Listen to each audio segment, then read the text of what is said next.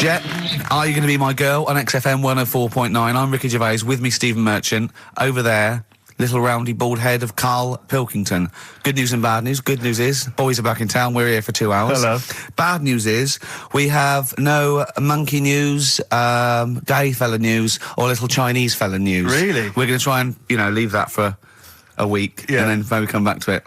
Yeah. It was Why good. do I get the feeling that within 20 minutes we'll be talking about little gay Chinese monkeys?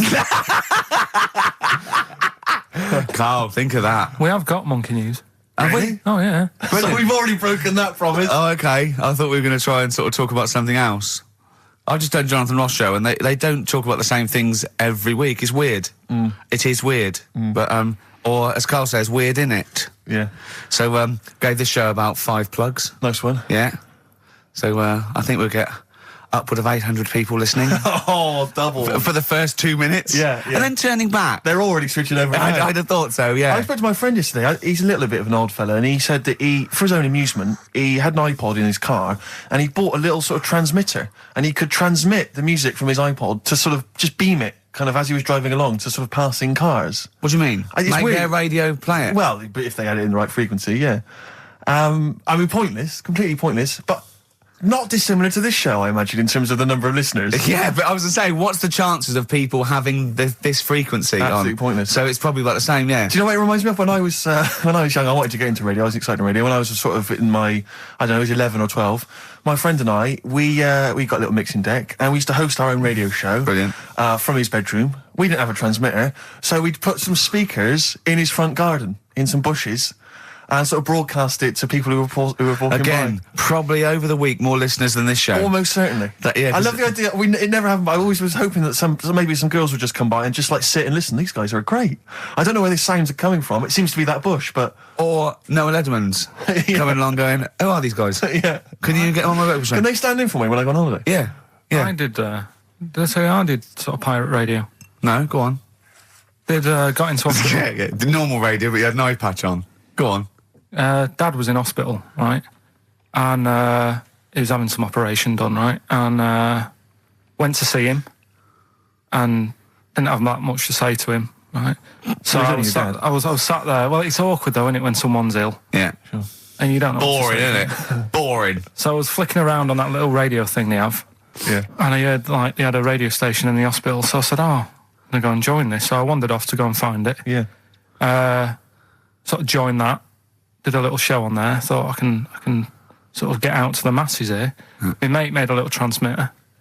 Did a little pirate radio show from the... got kicked out because they found out, and apparently I put the station at risk because all the stuff could have been taken off us. But from Little Acorn, 16 years later, he's on a show with less listeners. Yes. Brilliant. Can you imagine if you've gone into hospital, you're already pretty depressed, there's the fear of these super bugs in the hospital. Yeah. Maybe you've got some quite serious illness, you don't know if you're going to make it. His voice is what you hear to cheer you up. All right, weird, isn't it? I saw a programme about a parasite the other night. Yeah. Apparently, they get in through your eye and eat their way up through your genitals. Anyway, You here's think you've got it Radiohead. bad? Yeah, exactly. Play a record, Carl. Stone Roses, yeah? Oh, Fool's Gold. Classic. Stone Roses, Fool's Gold. XFM, 104.9. Brilliant. Can't help but notice you've brought some sandwiches in, Rick. What's in them there? Cheese and onion. Cheese and onion? Yeah. Because I've never, ever seen you make sandwiches before. I've seen you take a piece of bread out of a loaf and sort of fold it in half. Crumbs everywhere. Well, Jane made that for me because I was in a bit of a hurry. I didn't think for a minute that you Why? made Because it looks yourself. neat. Well, they're wrapped in the tin foil.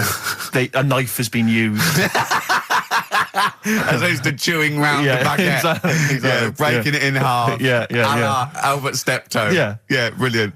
Yeah. Nice. It's great, but the onions are strong. Are they? Making my eyes water. Yeah. If I go and breathe on you, it'll cure any sort of skin disease you might have.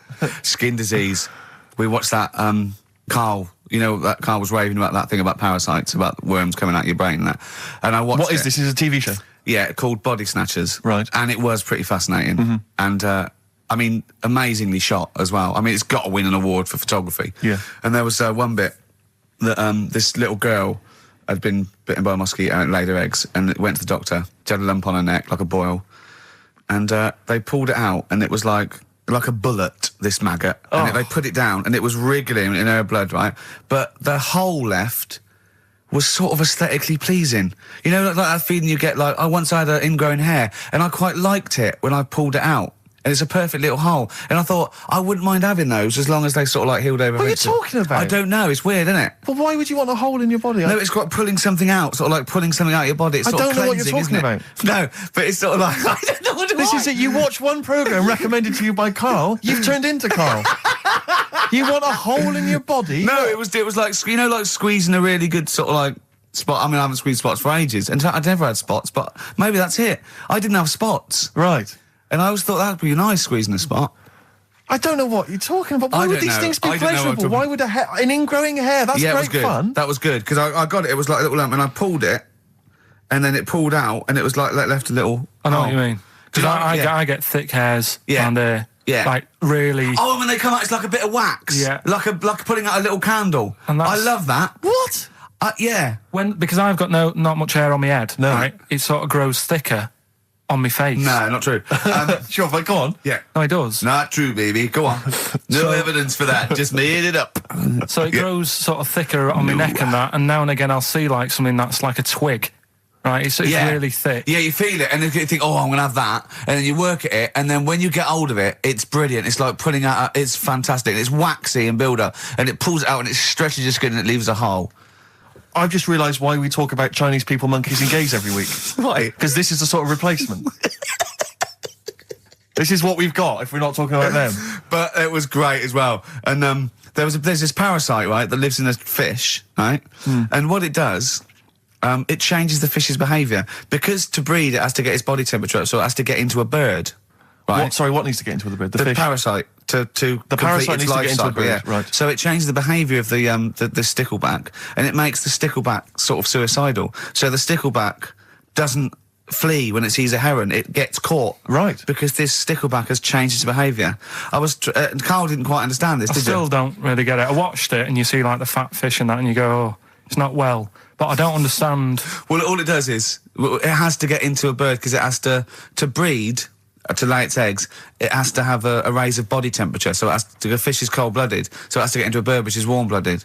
There's lots of things. There's certain things at that level. Why is it doing that? Because it needs the temperature. It needs the heat energy for its reaction. Just like, for example, that's why your balls are on the outside.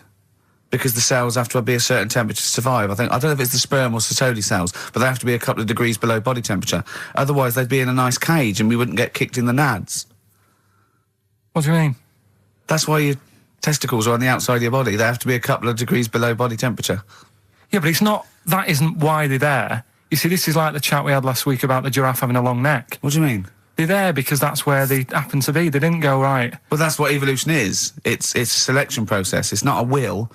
The balls didn't say, look, I'm too hot, let's get us outside, let's get outside of here. All right, hang on a minute then. What? So a little man monkey, right? Theirs are in the same place as ours. Yeah. But they're walking around naked, so it could be anywhere. They could be like on the back. It doesn't matter where they are. They call it, well, they could be on the back, yeah. So why aren't they? This is a completely different... Steve! You started it. I wash my hands of the whole affair. And we're not only back to balls, but we're back to monkey balls. Yes. In one thing from about parasites, we're back to monkey ball news. Yeah. How do we get back to chimp testicle news? All right then. So this worm's in a fish. Yeah. It's like a little platyhelminth. I think it's some sort of. But what I mean is, why are they about? What do you mean? They Why? evolved But why haven't they died out? because they're very successful. Yeah. What do you mean? Yeah. What do you mean? Yeah. Tell me the brain event that made you say yeah in that 1 second gap. Because in a way I don't get it, and if I think about it too much, it hurts a bit.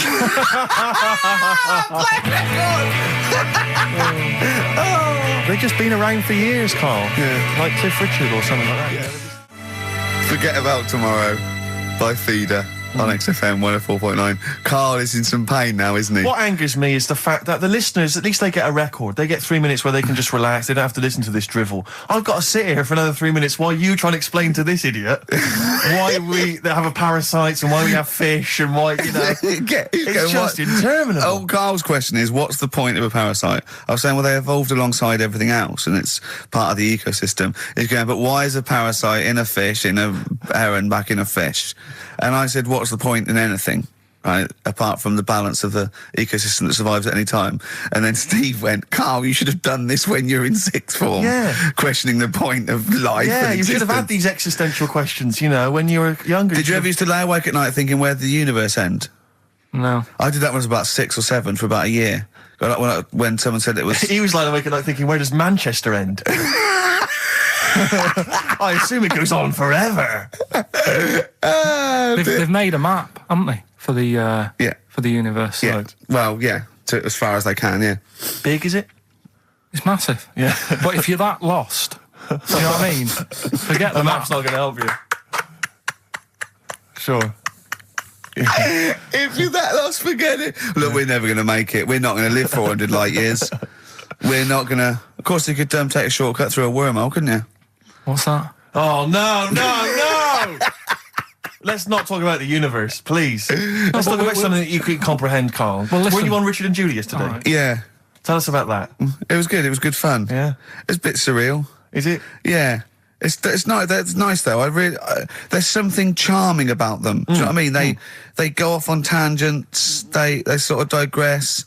They suddenly think of something. She suddenly go, oh, my jumper's itching or something. You know. Yeah. And it's quite charming. It's not annoying at all. Yeah. And I'd never seen them do it through before. And I hope I didn't insult them because I said it was like an adult Blue Peter. Right. But in what way? Well, they had a Christmas wrapping competition. Right. Then they had a Christmas wrapping competition. And then they had That wasn't them doing kind of hip then they hop. had what the French people are like. There was a little didn't quite understand that living in France. Then they had a woman who relived Elizabethan Christmas. The bit that made me laugh was she was sort of announcing this through an Elizabethan microphone and PA to all the people sitting around dressed as... I'm a bit confused. This sounds fascinating. It was good though. And at the end I said, next week I'll be washing a tortoise and that. Yeah. And the producer said, if you do want to make something for the show, we'll definitely feature it. So I might make some of those things that you spoke on Blue Peter, like sending sort of, you know, I remember they made a chest of drawers out of 3 matchboxes. Yeah. For Barbie doll or something, or Action Man. I seem to remember them showing you how to make a dusty bin once. What, on Yeah. Blue Peter? I made one. I remember making one. Really? Yeah. I haven't watched Blue Peter obviously for like 25 years, Yeah. but is it the same sort of thing? I think it's pretty much the same now. Yeah, they sort of occasionally they'll have kind of larger sort of dramatic scenes, so that all the cast will kind of act out sort of murder mysteries and stuff like that. Oh yeah, There's a bit more of that going do on. they There's still have a lot the more Kodo drummers from Japan over? I think the Kodos come on like twice a week. With the shiniest buttocks I've ever seen. Yeah. Greased, they're in like sort of nappies or whatever they call them, and they're playing the drums, and you see them from behind playing these big drums, and they've got shiny buttocks. The lights really pick up their arses. I think they've kind of funked it up since we were younger, because I remember it was always stuff like, let's have a look at this traction engine. Yeah. Or let's drive some traction engines, one very small, a Yeah. slightly larger one, then a Exactly. larger one, and we'll just drive them around the studio No, for a so bit. you're going up Nelson's column with Shep. Yeah. You might die, you might not. But I always wondered if perhaps the people in charge were not perhaps down with the kids. So when they were saying, I what think are we they going to do were. this week? Let's have a look around a traction engine. Exactly. That's what the kids of the but early it 80s was, want. But they did used to sneak in education, whereas Magpie, that was just like funky people who were sort of really in the 70s. Never watched Magpie. No, Never I know watched I got it wrong as well. I did used to watch it, but I used to watch Blue Peter. I think I was conned. I always feared, because see, with the Blue Peter, I felt like I was learning something. I imagine on Magpie it was just, you know, Mr. T came round or whatever. It was a lot more cool, was it? it was, and hip it was a and- little bit more cool, yeah, and a lot more throwaway, and it was sort of like, Magpie was sort of like Looking Right, on yeah. telly. Yeah, You know? yeah. What happened to Looking? I don't know, it used to be the Junior TV Times, I don't know. There's probably people listening who've never even heard of it. Is that what it was? Apparently so. But there was cartoons and things. Yeah, it was just basically an advert for ITV. Looking. Oh, was it? Almost entirely, yeah. And did it have like a Laurel and Hardy strip or something? No, it would have things like the story of 5 Star. Really? And Is it things like the ones in the News of the World? not dissimilar. Brilliant. Yeah. Hey, I've had 5 kids. Next picture, bought one of them a guitar. Yeah. Next one, we're at number 7. Yeah. Brilliant. Next week, Tina Turner. I love the fact that 5 Star is still touring. There's only 3 of them now. Really? They're still called 5-star. Really? Yeah, I thought there was 4 Boney M's at one point. Tribute acts, that each one of them had a... And then there was a 5th who was someone who wasn't the original member of one of the Boney M's who set up a splinter group. It was ridiculous. Yeah. I don't know how many there are now. Yeah. I was thinking what we should do on this show as well is have a doctor. Right, Just sitting in the you're corner. worried about your health? No, just so when Carl says, why are your bollocks there? The doctor can now go, well, let's ask doctor. Right. And he goes, they're there because I don't know. And we need a Is vet Dr. as well. Fox available? we need a doctor, probably a vet, some sort of vet, or a naturalist would be good. And what else? Oh, and a physicist or something, or an astronomer. Mm-hmm. What do you think, Carl? I'd love that. Would you really? Yeah. Is there any doctors listening? Of course there are, as if a doctor would listen to this. If you are a doctor, I want a qualified doctor. I don't mean someone who's in their second year at medical school. We're not interested in that. Right? A qualified doctor, a GP, or any specialist, and you maybe want to contribute regularly, give us a call. Yeah. We'll even give you a special phone line and stuff. Yeah. Not for now, though. We're going to get a lot of mentalists, aren't I we? would adopt a nom de plume, an alternative, identity, because your patients are going to flee if they find out you listen to this. Exactly. Tribe. What's the phone number, Carl? Well, they might as well just email in with the number, mightn't they? That's because you don't like answering the phone. No, I just think it's a better way of doing it. Okay. How can they prove they are a doctor? Just, Go on, Carl. something to do with, Go on. Go on. Something to do with... What thing could they say that we'd say, well, he's definitely a doctor, or we wouldn't know that? Think of something. well, I'm not a doctor, so... We're on the radio, Carl. No, when we I know. ask you a question, you've got to speak. I know, I'm just thinking, I don't know how you'd know, because you never ask them, do you? If you need their help, you don't think of going, no, before you do this, do you know what you're doing? But saying that, right? Go on. Go on. Talking about this the other day. Yeah. What was it now? Listen, a fella... Play a No, listen. record. Do you want, let's just, all right, No, come on. All right, he's got it now. Go on. This fella goes to the doctors, right? Oh, right, okay. Right, if this is in any way apocryphal, stupid, illogical, impossible, right, you are never, ever speaking again on radio. So make sure this is at least possible. I'll tell you what, I'll even give you improbable but possible. So if anything that breaks the laws of the universe or logic, okay, that's all you have to avoid. On you go. Right, so this fella, right, he goes to the doctors because he's got earache. Right, okay, if a chimp's living in his brain... That he go on. So he's got earache, he's sat in the waiting room and his ear's all bunged up and it's hurting a lot and what have you. So the doctor comes out and he goes, right? And because his ear's all bunged up, he doesn't hear it that well, right? So he thinks it must have been me, right? So he wanders in. Keep going. Anyway, I'm going to hate this. I can just feel it in my bones. Steve, I'm going to let you take over. Okay, Let's hear it. Come so on. the doctor says, sit yourself down there, right? So he sits himself down. He goes, right, take your pants off, right? So he's thinking that's a bit odd. Anyway, he heard that though. He apparently he took his tackle off. The doctor did some operation. What, there in the waiting room? No, in his office. In his office, yeah. What? Wait. So he removed what? His genitals. Yeah. In his office. Why, Carl? Why, Carl? Because he hadn't called him in. Oh, he'd calling the bloke who wanted his testicles taken off, and he didn't hear it. What? So the doctor went out and said, Mr. Jones, who's here to whip off your cock and balls just here and now, right? Bloke comes in, didn't it? It must have been me. So the bloke who wanted his balls taken off didn't say, I think he said me. So he didn't interrupt then. So the bloke goes in, he starts taking his testicles off, and he doesn't say, I'm here for me ears. What are you doing with that? It's the new single from Snow Patrol and Run. That's brilliant, isn't it? Good stuff. On XFM 104.9. Rick, Go on. I'm about to say 3 little words to you that I've never said to anyone before. Go on. Carl is right. On what, though? From Reuters, someone's emailed in.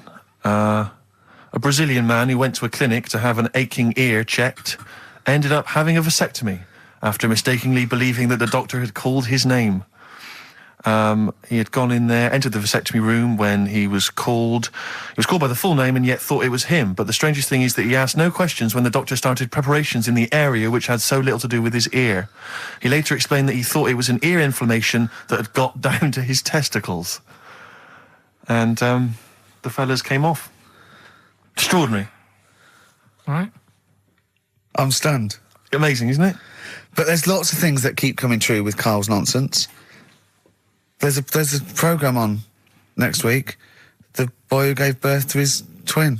Oh. And he's there. He's like pregnant with this thing. And How long ago did we do that? Yeah, you discussed that years ago. When I talked about it, it was a baby who had a baby. Now it's a boy who's like a grown man and that. It's took them ages to sort that out. I did it in one link one Saturday with the full story. Right? Keeps happening. We've done like Donald McIntyre's thing, right? He's been ripping us off. I did Cheap as Chimps. Yeah. He's been doing it. no, he hasn't. He has. He's done some programme about how much it costs to get a monkey and that. Right. What else have we done? He believes this. Yeah. There's loads of stuff we've done like that. You had the maggot coming out of the head. I laughed at you. Yeah. Didn't in the programme. Didn't see him wrapping the head in bacon, but I mean the principle's there. Bob Holness has ripped off Rockbusters. Yeah, and he ripped you off years ago. Yeah. He's been ripping you off for years, which is even more annoying. Yeah. So, yeah. Interesting. Yesterday, you know, Rich and Judy gave you the tea picked by monkeys. Yeah. I told you about that either last week or the week before. Yeah, and then you also told me that there's a place where they grow coffee where the weasels come out and eat the coffee, right? But they have too much of it, get dysentery and vomit, and they sell the vomit because it makes the coffee smoother. Weasel vomit. Yeah. Absolute shize. It's not. Right. When you say it like that, it sounds ridiculous. Yeah. Whereas the way you'd say it. Yeah. No, Why do they keep taking the coffee? Probably you addicted get to addicted to it, don't you? Caffeine and that. Yeah. Why do they stick it up then? Because they have too much. Because they're tired, they can't sleep. They sort of. They can't sleep. So they get ill. It eventually wears them down. They're sick, and then they sell it. I showed those there's people send monkey news all the time for Karl, and I showed him one earlier which said there's a new monkey hospital that's been opened. Yeah. Karl, Now, that's immediately, for the treatment of monkeys, right? but he immediately thought it was run by monkeys in white coat. Did he really? Yes, and he was disappointed because it wasn't. He was assuming there'd be little janitors. Is that what you said? Yeah, little janitors mopping up. Carl! Little chimps with the ECG machines, or whatever they're called. Yeah, exactly. Brilliant. He was almost angry. Yeah. Disappointed with it. And what's this about Donna Eyre giving her baby to a gorilla for a week? It happened. No, it didn't happen. She had a baby. They went on the honeymoon. They left it to a little gorilla to look after. Don't talk! Absolutely, don't talk! Oh, Again, Carl! there's people online now, so they can have a look at Anna Nova. Do you want to give some stuff away? Do some. He believes it, and that's it. But the more these things sort of like pop up, come true, the more worrying it is. The more worrying it is for everyone. Imagine if Donna Eyre had left her baby to a gorilla. It's libelous. You saying that? It's libelous. It's not. Well, someone will send it in a bit, and then you'll feel daft again. So I'm not even worrying about it. Okay. Right, you've got some rubbish to give away, you say? Yeah, we've got some stuff to give away, DVDs, stuff like that. Well, let's play a record, let's do the Any competition VHSs? afterwards. Any films on VHS? Yeah, a couple of them in there. For $4.99? Yeah. Supergrass. Yeah, excellent. What is the competition, incidentally? Doing songs of phrase. No. Supergrass, late in the day on XFM 104.9. There's too much to get through here, Rick. Go on. There's too many things. We've got to systematically Am I work going to through eat my this words? list. Well, before that, you know, we get emails all the time. They're coming through all the way through the show, and I open them, and a lot of them, because everyone's contributing, it's brilliant, but we can't really absorb everything. There's too much coming through. So I tend to open them quickly. I have a look, see if there's anything we can sort of make sense of, and close them again. Sometimes Karl looks at the emails as I'm opening them. One opened just a minute ago. You saw his face? Oh, his face, yeah, what was it? His face was just stunned. He was just absolutely dumbfounded. It was like he'd just seen something extraordinary, right? And you closed it quickly. I did close it quickly. I'll tell you why, right? Always got to bear in mind how Karl's mind works. All he saw was the name of the band that this email was promoting. So all Karl saw, and you can imagine how excited he was all he saw was Half Man, Half Biscuit. That's all he saw. I've never seen anyone so excited. Oh, God. It was actually just plugging the popular joke novelty band. How you heard of them, then? No. Imagine how excited he was. That is fantastic. Man, half biscuit. Brilliant. Mr. Garibaldi. Oh, half man, half biscuit. That is genius. Oh, amazing. I just saw it, and when you closed it again... Yeah, but the thing is, if he hadn't have told you that, and he'd have erased it, next week you'd be saying about what they've done in Scientists, they've cloned a man with a biscuit. He's got currants for eyes. Never go swimming. What? Never go swimming. Anyway, just to... I don't know what the world's coming to, but someone sent us a link to one of the web news pages. Go on. The headline, Donna Eyre to hand her baby over to a gorilla. Well, it's not. It's not going to be what he thinks. Listen, Donna Eyre and her zoo owner boyfriend, Damien Aspinall, intend to place their baby daughter in the care of a gorilla. The couple plan to put Freya, who was born in September, in the gorilla enclosure at the zoo near Canterbury. They will then let her be carried off by the female of the group. Neither parent has any qualms about letting their daughter be taken off, despite 5 keepers being killed by animals at Howlett's and his sister's park since 1980. I don't understand. What do you mean? Well, that's it. That's the news. It's a newborn baby, and they're going to put it in a gorilla. But I mean, Well, he said, why would I not trust them? I know them. I grew up with them. They're my friends. yeah, but I'm not saying that they're aggressive, but it might roll over on it or something. I don't know. Take it up with them. I mean, Donna Eyre's not the brightest spark in the box. No, but I it don't would seem think her husband is. I don't think that would she'd endanger. I mean, they must know something we don't. I still can't believe they're just going to leave the gorilla with it. Didn't mean Why no would harm. you though? But why would you? Even if it says, well, it's Cheaper than a babysitter? Well, I don't know. Well, how cheap is a gorilla babysitter? Carl knows, because there's probably some sort of organisation. Right, are we... Competition then. Come on then. What is it? Oh. Songs of Phrase. Remind us of this? We got the film one coming up later as well. But Songs of Phrase is the one where I take a popular phrase from the show. Well, no, it's not a popular phrase from the show. It's sometimes something you said once. There's this airy Chinese kid. Yeah. And I get all different bits of songs, so, I make up that sentence, and you have to email in with the artists that you hear. Well, what's the popular phrase then? What's this popular phrase that's sweeping the nation? It's what we talked about last week. Go on. My girlfriend had a problem with a marrow. Right. Yeah. All right. Okay. She wasn't your girlfriend? Oh, yeah, but I couldn't find sort of Okay. blind date or whatever. So, so seven artists it's taken to make up this Me Songs of Phrase. girlfriend had a problem with her marrow. That's at least 8, so... Well, maybe I not. think I've managed it in 7. Anyway, here we go. Oh, What the artists? We'll look at the names of the artists. Yeah, Get what- a pen and paper and make a note. What artists are you hearing here?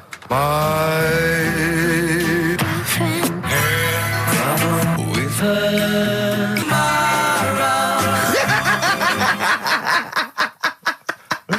Very good. Oh, okay. Alright, What's so, more? So, what the artist? with her Very My girlfriend had a problem with her marrow. We want the names of the artists. What can we win, Carl? Just can I just recap that story? Girl can't run a blind date. But when he found out that this girl had some sort of bone marrow problem, he said he didn't want to see her anymore. What's the point in getting to know someone that's going to die? Yeah. So that's what you're dealing with. That is what you're dealing with Karl Pilkington. Would you buy a car with a Duff engine? It's a fair point. Ricky.Gervais at xfm.co.uk. Don't steal our son. The Thrills on XFM 104.9. I'm Ricky Gervais, with me Steve Merchant.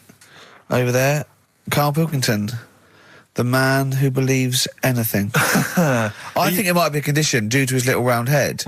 It's sort of like, it might be a new condition that we can call cranial sphericity, and because it presses on his lobes, and the only sort of upshot of that is he's normal in every way, but he believes everything he reads or Yeah. sees on Anna Nova.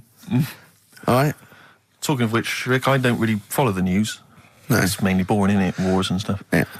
But I didn't know. Well, yeah. Well, it is a war. It's all this nonsense before and after. When it's a war, It's, you know, it's in the middle of the war. You can watch it on telly. True. You get results. You know what I mean? Like, do you know what I mean? Yeah. Like a test match or something. But it's all this rubbish before and after. It drags on. This recent war seemed, I thought, just generally, it was better presented than the previous one. Because I remember the first Gulf War, it was often during the night, and I couldn't stay up. Yeah, because I think the American had rights to it, like the Tyson fight, so we had to get it at 2 in the morning, Exactly. which is annoying. They had it, you know, their prime time and that. Yeah, and a lot of it was in black and white, when the bombs went in. When the bombs going in. So this time there seemed to be a lot more colourful stuff. Yeah, it's much better coverage. I think they should win awards. Yeah, well, I'd like to see for it. awards, So, yeah. like Channel 4 won for cricket. Yeah, I mean, a few times as well, I was quite pleased to see they actually had footage of the bombs exploding. Yeah. No, good. Well done. Generally, you know, good on you. Well done. Good on you.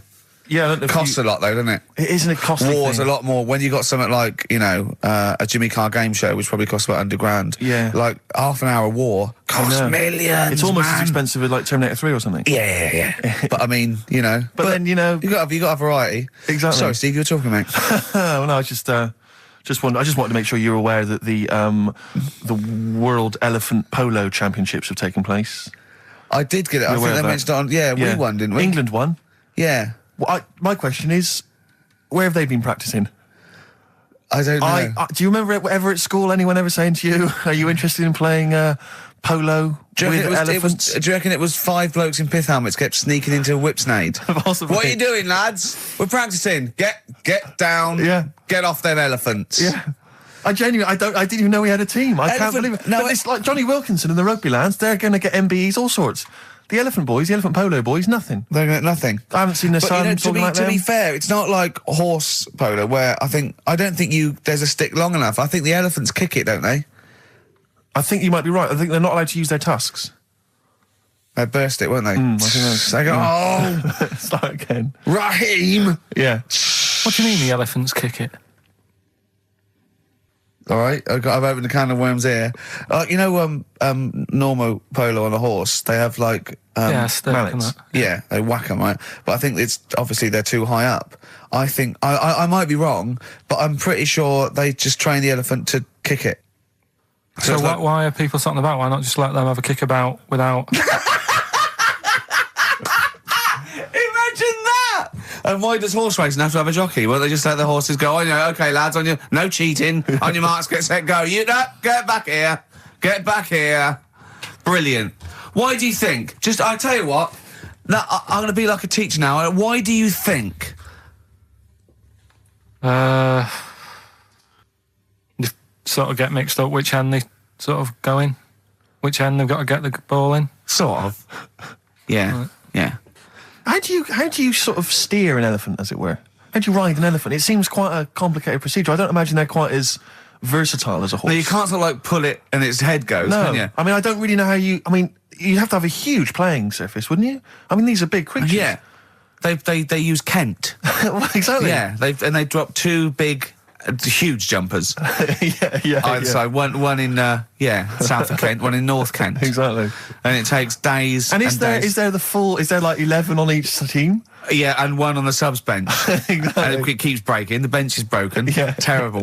He's living because he's never getting chosen. He's never getting chosen. Yeah. Well, he doesn't turn up to training. Of course, and he's never going to forget. He's down the lake. Exactly. Down at the lake when they should be training, eating too many buns. Exactly. Like Gascoigne. Right, Carl, come on then. Oh, hang on, I just must tell you as well about Lord Admiral Nelson's erotic letters. Go on. They've been sold at last for £117,000. Sunday Mail? I don't know who bought them. Who opened them that shouldn't have? They got weren't sent to even someone addressed else. to you. They were meant for Lady Hamilton. What are you doing opening them?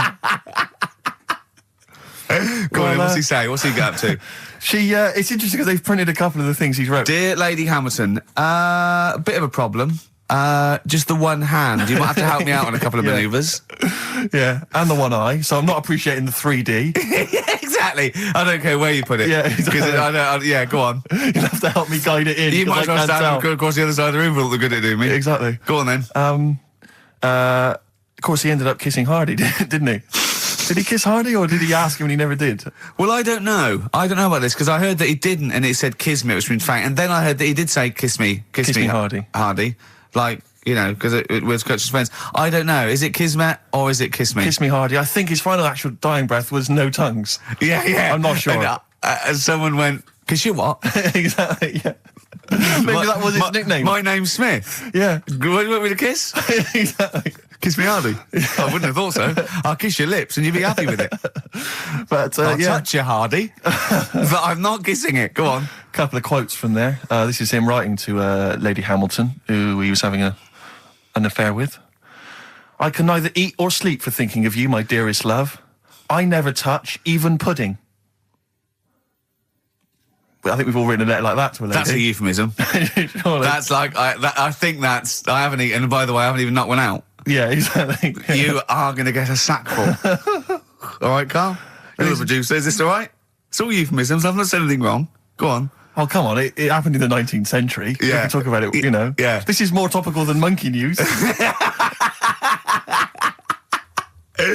Anyway, listen, we're sorry. We better get back to the competition. I'm worried that we've lost sight of that competition because I'm not going to lie to you. We've had no entries whatsoever so far.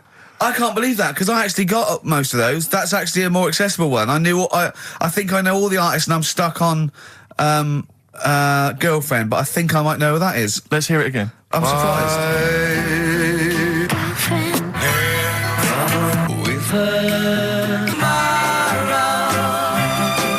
Now I think that's a pretty accessible one. An eh? accessible quiz? Yeah, so no one's... Is the email up or no one's listening? No, well, I think there's a little bit of that. But I think we've accidentally closed down the texting. Oh. So if you're texting in... This don't is bother with that. rubbish. It really is awful, isn't it? Yeah.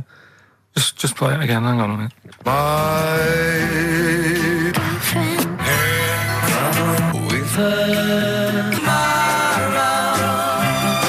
I'll tell you what it was. We didn't give out the prizes. We didn't say what the prizes were going to be. That's the reason. Yeah, I think the emails are going to go mental When they find out it's the first series of Open All Hours on VHS, they'll be Yeah. flooding in.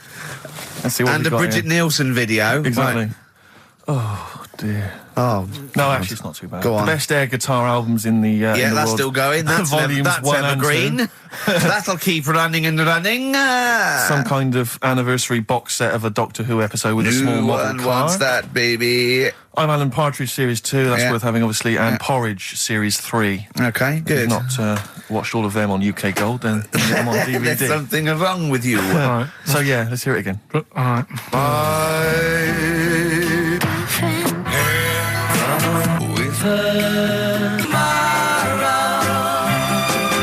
Just name the artist. That's all we want. Just Yeah. the artist. Ricky.Gervais at xfm.co.uk. Play a record. Right, Adams. Yeah. Yeah. Oh, this is absolutely fantastic. His version of Wonderwall. If you've not heard it Beautiful. yet, you'll be loving it. You'll be loving this.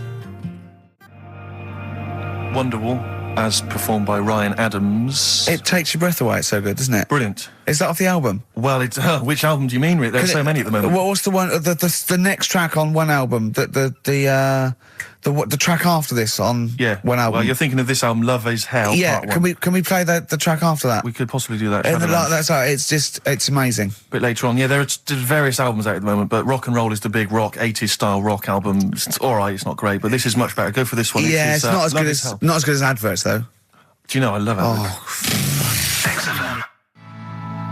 Radiohead, Fake Plastic Trees on XFM 104.9. Mm-hmm. Someone just emailed in and said, just want to know what you think of that cover of Wonderwall. We told you. We said it was great. Yeah. Listen, But they must have been listening to hear, the song. yeah. Extraordinary.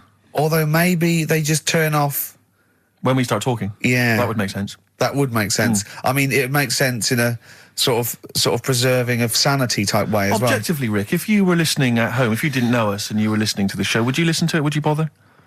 I know that's a hard thing to get your head round. It's difficult to say, Theoretically. isn't it? I've no idea. I've no idea what people coming to this for the first time think. I mean- I love you like a brother, but I get sick of you. Yeah. I mean, I get sick of me. Yeah. Sometimes I go up and It's weird you should say that, because someone's emailed in. Yeah. A recent survey's been done by Cheltenham and Gloucester. The most desirable neighbour in Britain. Number 1, Shane Ritchie. Johnny Wilkinson. Oh, right. It doesn't actually give me the full rundown, but David Beckham was in the list. Yeah. Shane Ritchie was indeed in the list. Yeah, he's flying at the moment. As was Ricky Gervais. Really? Well, that's what it says. It doesn't tell me where you came, though. And there was actually a neighbour from hell, and you weren't in that list. Well, I'm a good neighbour. Oh, come on. I am. I'm quiet. I don't keep myself to myself. I never... Do you know what I'm thinking of? What? If it was best friend. Yeah. Now that would be a nightmare. Yeah, exactly, yeah. Most desirable friend. I'm a good neighbour, I'm quiet, you know, yeah. Yeah, I mean, I imagine being stuck in a room with me writing all the time, with me squeaking like a chimp. Unbelievable. Although I don't physically abuse you, I save that to my bald mates like Carl and Rob and that. I just like to squeeze their head. I don't squeeze your head. Yeah. You know what I mean? I think it's because you command a little bit more respect. Ah, thanks very much. Do you know what I mean? You're not that sort of... You're not an idiot. Oh, sure. All right, Carl, got anything to say? Has anyone seen his picture in Heat this week? It looks fantastic, doesn't it? Do you know what Steve said when he saw that, Carl? Go on. He said, it has captured Carl. What do you mean? Well, you just look utterly gormless. In the picture. It's captured you brilliantly. You know how like a good photographer can do that? They can capture the essence of someone. That's good stuff. It's good stuff. Well, actually, I'm the photographer. Yes, Because you it was are. a screen grab from the behind-the-scenes footage. Well done. So I got that gimpness. I captured the essential gimposity. Exactly. Yeah. Carl. Yeah. All right? Captured it. Yeah, well, I did a little article for Time Out, and I think Boyd from Heat has sent over that screen grab to them, so he might be in Time Out. I'm going to try and get him in every publication. Yeah. For 1 year. It's like a Well, Dave... you've managed it in the last 2 weeks. Exactly, yeah. It's like a Dave Gorman project. Are you Karl Pilkington? Yes. Let's do that, shall we? If anyone's got a publication, it doesn't matter how little, just take it from Heat. That's mine, so you're welcome to it. Just try and just put his picture in anything. Next to round things is best, isn't it? That'd be good. You all right, Carl, with that? Yeah. All right, then, good. What have you got for us, Carl? News headlines? There hasn't sort of been that much going on. Sure. Sort of headline-wise, you know. Sure. No, because I look for good headlines and that, don't I? That sort of get you interested, like the... Well, then when you're interested, you don't read on. No, I did. Okay, go on. Like the one, do you know the one I read out a couple of weeks ago? That was man lives in dump for 10 years. Right? I remember the Chinese woman eats dirt. Yeah, well... That was a cracker. Man lives in dump for 10 years. I read on with that one yesterday. Yeah. I found it in my bag because I took it on, so that I'll read that when I get a minute. Yeah. Right? News. Imagine that.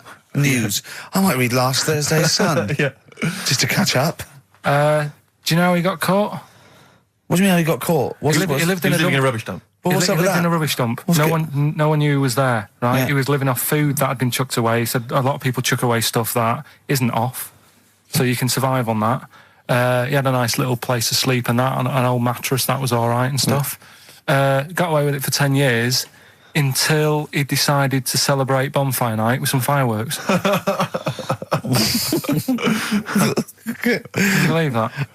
Well, he's happy that the gunpowder plot was foiled and the Guy Fawkes was beheaded, Anyway. thus saving our system of government. There's got to be a couple of news headlines, surely.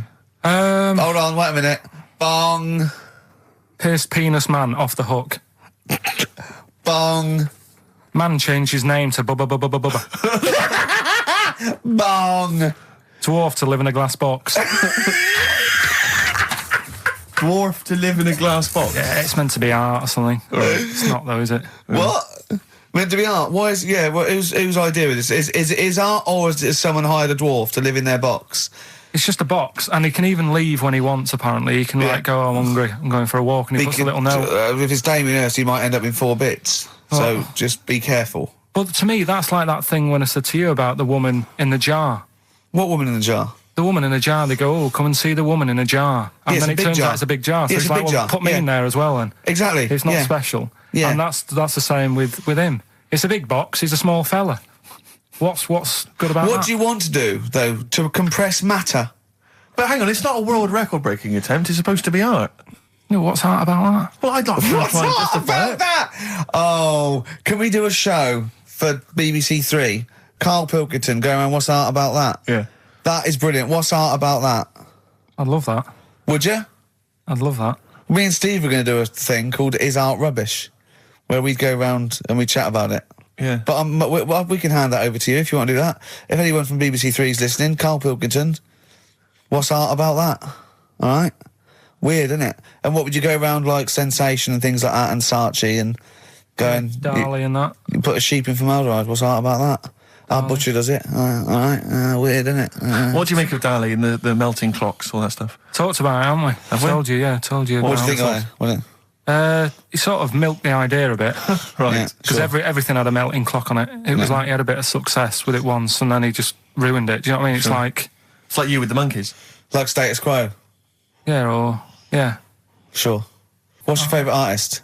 Don't say Lowry. Lowry is my favourite. Why is Lowry your favourite artist? Captures life, doesn't he? Going on and In that. stick form. I know you're a big fan of Where's Wally as well, aren't you? You've never found him, have you? I've never found him yet. No, Carl, that's not Wally, that's a stain on the table. You've come off the book again. Anyway. Listen, are we doing what's in a bit? What? Right, play a record. We don't know what you're talking about. Play a record. What? Yeah, we'll be doing What's It In. Yeah, what's it? Coming up after the break. The film thing. The film thing. Oh, idiot. Libertines Don't Look Back Into the Sun on XFM 104.9. I'm Ricky Gervais, with me, Steve Merchant and Karl Pilkington. Karl, have we got the results? Yeah. Go on then, what are they? Songs of Let's play it phrase. again then. Okay, songs This of was the phrase. phrase, these were the songs. With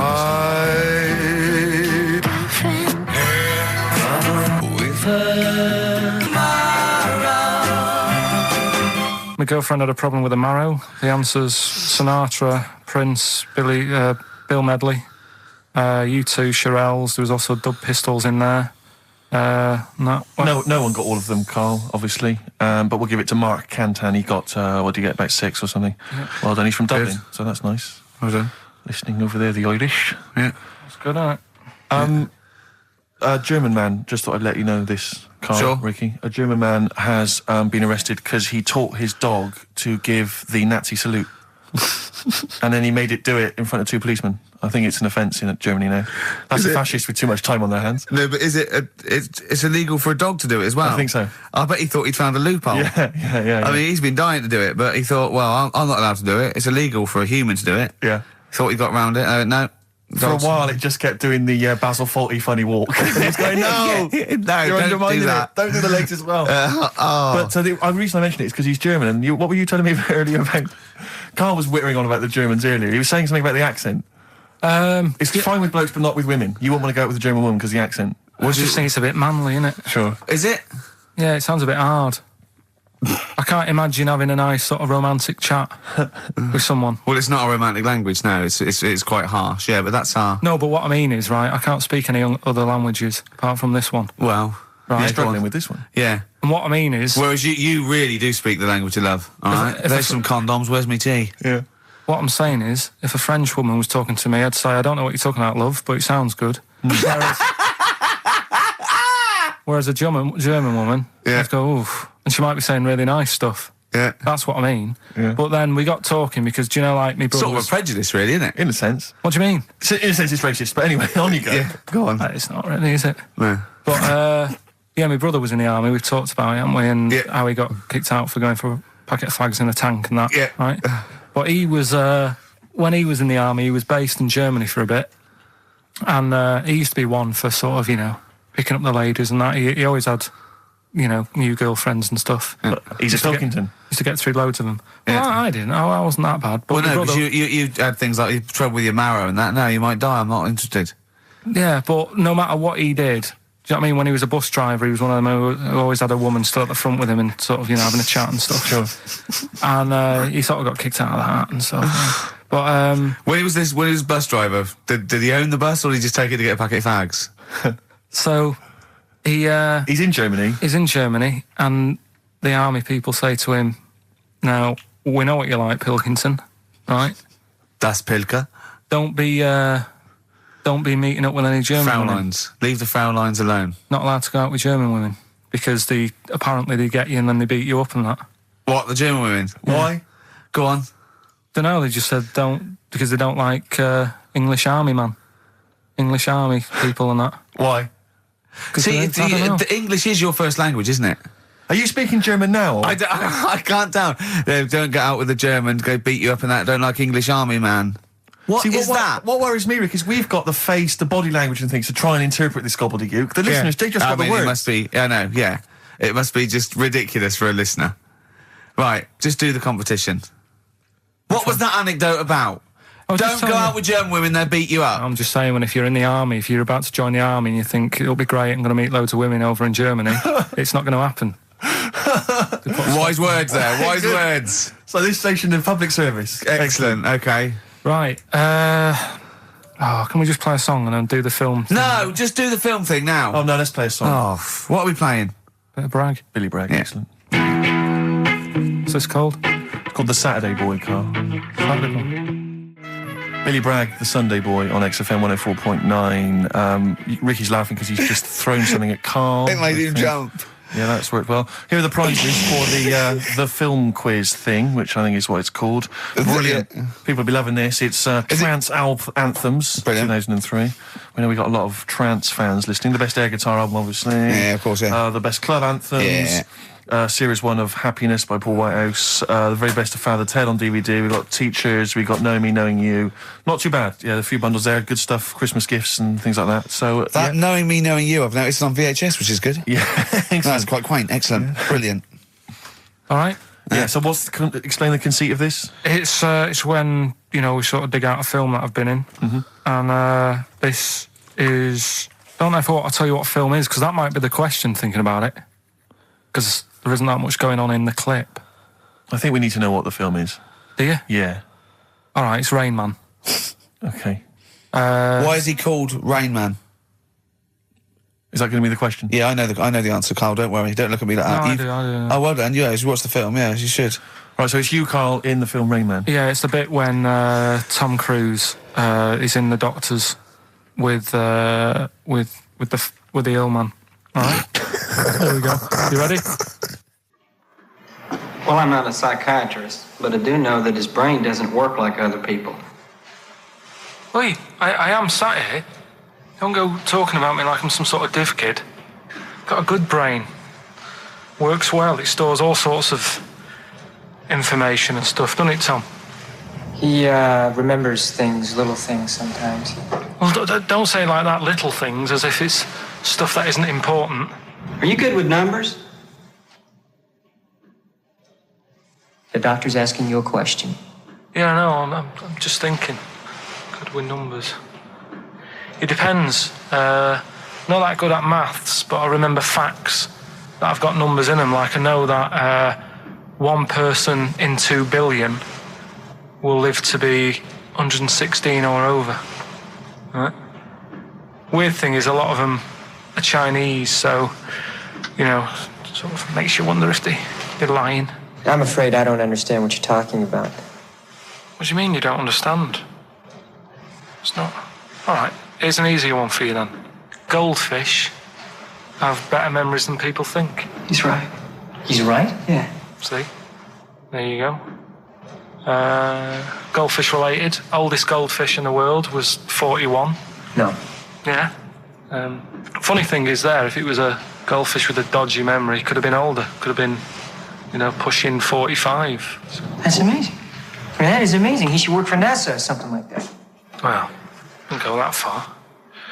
They're the sort of things that I like reading about. I've got that big book there. It's full of sort Did you of... read all this? Yeah, don't... You read all these stories that are in this book. Don't bother touching Maybe it. you better put it back. Give it back. Now. Okay, no, Ray, take it easy. I'm not gonna... I won't touch anything else, Ray. Come out. It's okay, Ray. It's okay. Come on. Can I ask you something else, Raymond? No. Well, you've annoyed me now. You've kept coming here saying I'm daft and that and messing with my book. Just go, will you? Excuse me. Were they messing with your big book of freaky facts? Yeah, that's out of order. Good. All right. So what's the question? Why is he called Rain Man? Yeah? Yeah? Everyone happy with that question? Yeah? Yeah.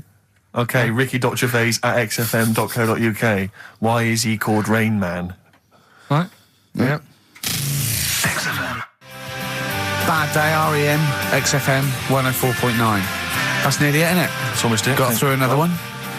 Got through another one seamlessly. The film Brilliant. quiz, obviously, we had just moments ago.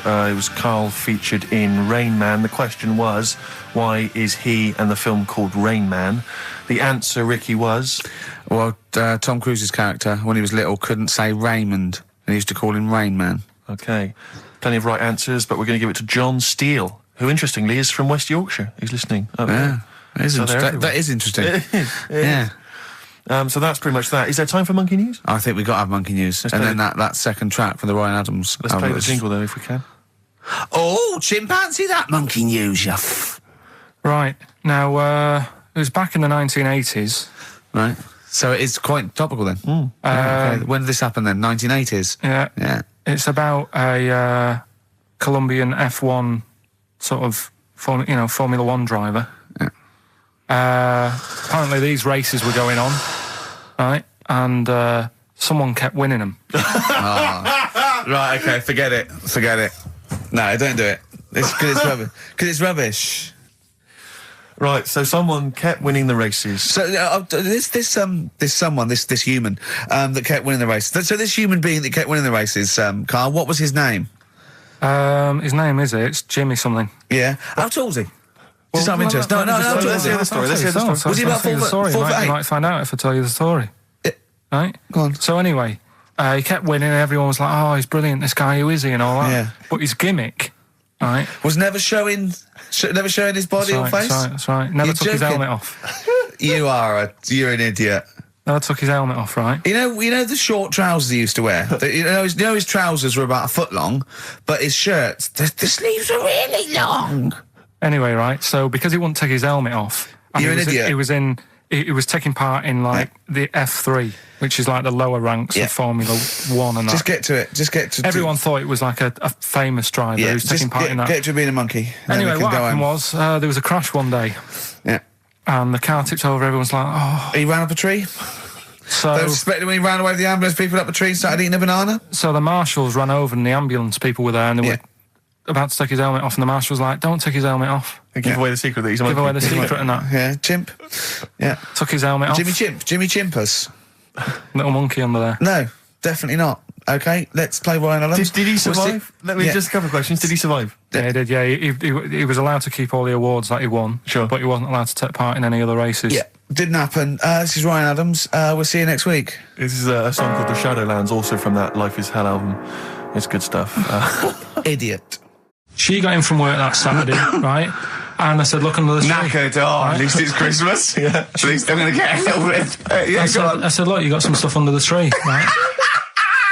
So, Did you give her a sugar lump? Right, she was really chuffed with that. But she said she was a bit puzzled because I didn't know we had any wrapping paper, right? So I ended up using wallpaper.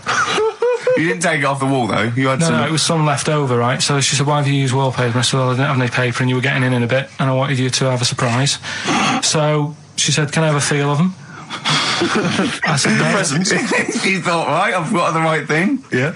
Right. And then Christmas Day, I said, no, don't get carried away. It's nothing really good. You know, we said we weren't going to buy each other much. So there you go, open them. Yeah, go on. And Can I just ask, had you received your present from her yet? yeah. So what had you received? What did he have? Had some shoes, Nice. right? Getaway game for PlayStation. Nice. Which is all right. I'm just totting up Just the talk value about of the value this. of those, Go on, yeah. And so- just also think about how much fun and pleasure you get from them. Yeah. Although, of course, condoms, I can see the Well, see the appeal. Well, right. Okay. So yeah, I think but I can... also add to that bit 150 quid for a meal. If you're going to start Minus. totting up, 150 quid for a meal. I bought her some shoes, 72 quid. Yeah, that was after the event, though. Doesn't matter. All right, so you've received these, dare I say it, thoughtful and nice gifts. You handed over the box of condoms. They were wrapped up. She Well, unwrapped them. yeah. Go on, take us through it. Walk us through it. Well, it's not something you play with on Christmas morning. Oh, God. Oh, But, right. But when she opened What them, did she her say? What did face she say? well, I wrapped them twice as well, so she thought it was something really good. Extra Like, oh. protection. Right. And So she thought it was something really good. and then So the disappointment would be doubled. Yeah, go on, yeah. then she just opened it and went, oh yeah, so what's on the telly?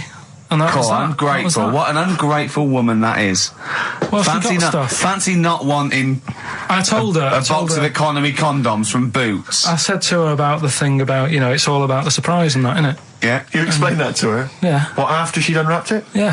Thoughtful. And she was all right about it. Yeah. She understood. Rick, you know I suggested to him that he buy his girlfriend a gift. I'm worried I've done more damage to the relationship by suggesting that than if he had just forgotten. Next time you've got to go shopping for her yourself, Steve. I think I might do. You've better go shopping for her yourself. I'm glad it's all over though. It's mental. Yeah. It annoys me. The whole thing annoys me, and she knows that as well. Yeah. She should know. What? She still insists on having Christmas once a year. Well. Wow. I'm you know. No, but well, anyway, what did you get? I can't think what you bring to the relationship, Carl. I don't know what it is she's getting from you in this relationship. It's like she's doing all the work. Well, yeah. 80 times. Oh God, Carl!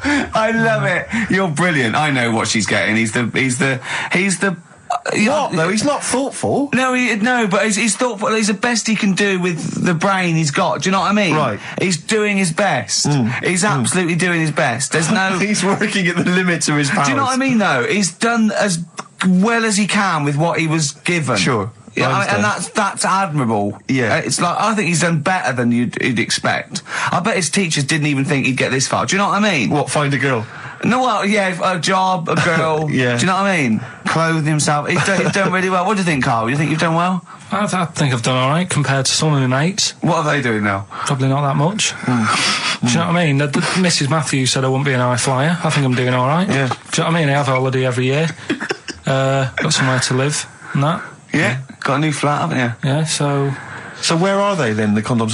Did she show them to her family and friends? No. Take them into work? Look what Carl I'm surprised she told Ricky, actually. I was a bit disappointed in that. Yeah. Because I didn't go shouting around. Well, she was so excited, Carl, clearly. She was just so pleased and proud. All right, play records, we come back to it. No, that's it now. Streets, don't mug yourself, XFM 104.9, Ricky Gervais, Steve Merchant, Karl Pilkington, a regular Santa Claus. I'll leave it now, I'll leave it. Oh, dear. Right, listen, right, yeah, New Year and all that. He's great, isn't he? Rockbusters is on the way. We're getting some good stuff coming in. I have to say, I'm amazed. Every answer I've had so far has been correct. I listened to the clues. I've got no idea. And I know you, Carl. I spend time with you. Have I know you how you seen the work. XFM listeners? Well, of course they're the same as Carl. Sure. Of course they've got the same mindset. Yeah. Oh. Right. So what did you do for New Year, instantly? Well, I cocked it up a bit. Right? You're joking. on, You're joking. You're joking, mate. Go on. I went and booked a You table. got the wrong day. No, right? Booked a table at a restaurant that was shut. Right? What? I booked a table at a restaurant, and the one that I called, it wasn't the one. The call had been diverted. So Suzanne said, call them up and see what they're serving, right? Because I forgot to do that when I booked the table, right? That's right, anyway. Because the thing is, right, it's a restaurant in Covent Garden, but they've got one in Victoria. But when they answered and they said, no, Victoria, I thought that was the person who was answering the phone. Do you know how some people say the name? Right. So then when I called them up and said, what You thought he sounded a bit funny. Right? So... I'm confused, Carl, but probably not more. No more than you would have been on the it was a day. branch of a... he doesn't want to give the restaurant away, so he phoned it up. There's one in Covent Garden. They answered the phone. So it's not, the restaurant's not called No. No, they said, no, Victoria. Why can't we name the restaurant? I don't know why. It's not libelous. Are we scared that, are you scared people are going to sort of see you in there because it's your regular haunt? No, it's just that, you got to pay for stuff, haven't you? Right. I mean, it's... Okay, anyway, so you've I got... wouldn't mention it before New Year, but it's not... So did you go all the way to the restaurant to find out that it was closed? No. What happened is I called... Was that the name of the restaurant again? Right, the restaurant's called Christopher's. They've got one in Covent Garden, they've got one in Victoria. He phoned up, he went to book, it's a lovely restaurant, I've been there often, I recommend it to him. He phones up, said, can I have a table for he said, no problem, sir. Right? And then, Suzanne said, oh, you better call up, see if they've got any haddock on the menu. And he went, hello, and they went, hello, Christopher's. Victoria went, Victoria? They went, yeah. He went, oh, no. That's it, innit? So then I just said, no, forget it. I'm not going all the way over there. So I cancelled it, right? So then I called up Suzanne and said, look, I've made an error. The place we were going to is shut. Was she surprised again, or? So we're not going. So she said, oh, try some other places. And I did. They were all booked up, right? I was fed up anyway. I hate New Year. It's always like this, isn't it? So I said, look. You know the common factor in all these stories? You hate Christmas, you hate birthdays, you hate New Year. It is you. Right. Yeah. So I said, I'll sort something out. Yeah. So I went to Tesco. Leave it with me. Went to Tesco's, boots went were to shut. Got a lovely plate of condoms. Did you just stay in and play with her Christmas gift? blowing them up? I've done some balloons. Well, it was. I think we did stay in. And I watched that thing, 100 Greatest Moments, which was annoying me. Did you see, there was a nudist on it? You know how I feel about them. Yeah. Right? Did you see him? Man with 2 knobs. There was a man with 2 knobs on it, and a nudist who just wanders about the house. But it said, and when he visits people, I was thinking, who lets him visit? I go, Exactly, yeah. But he must go there with trousers on and go, hello, lovely to see you. Can I just pop all these off? Well, not really, no. And I tell you what annoyed me the most, they had a white sofa. If you were a nudist, you'd get a darker one. Right? So anyway, right, so we ended up watching that. That annoyed me. And then I was tired by about 11, and I said, oh, let's go to bed. And she said, you can't. And that annoys me, the fact that because it's New Year, you got to stay up. And it's like, well, why? Can't we just... They should bring it forward, so in case you want to quarter to 10. Well, you stay up, and it's like my eyes were dead heavy, and I was like, oh, I want to go to sleep. So just stay up, and then it's midnight, and you go Happy New Year, then you go to bed. Yeah. Well, not everyone, Carl. Some people have a little party. So it's over with anyway. Yeah. Sorry, are you 86 years old? It just gets on my nerves. Do you ever enjoy... You never seem to have any fun, Carl. This is what disappoints, this is what worries me. I feel like you're going to die. You're here, Carl, with us 2. We've got 3, as I was just saying to Steve, 3 of the greatest comedy minds ever in one room, and Steve pointed out, since the goodies. True. Do you know what I mean? Well, I mean, it should be party central. Yeah. So anyway, right, so this is when I spent time thinking of new ideas. Right. We've got Rockbusters, that's rolling. There's people coming in, they're getting them right. I don't understand it myself. As ever, Rick, you'll be amazed and confounded. So I don't know the answer, and I haven't looked at the answers. I just like that moment. It's like when you go down Christmas and you're excited about a present, and it's like some condoms. You know what I mean? Well, I love that. That moment. Yeah. I don't know how he's going to top that next year. I don't know how he's going to top that. All I can think of is some corn plasters. Right. It's all right, love. The batteries are included. Got you a pumice stone. Right, now, and then we went on to a whole thing about homeless. He wants to do a game show with celebrities being homeless for a week. What do you think?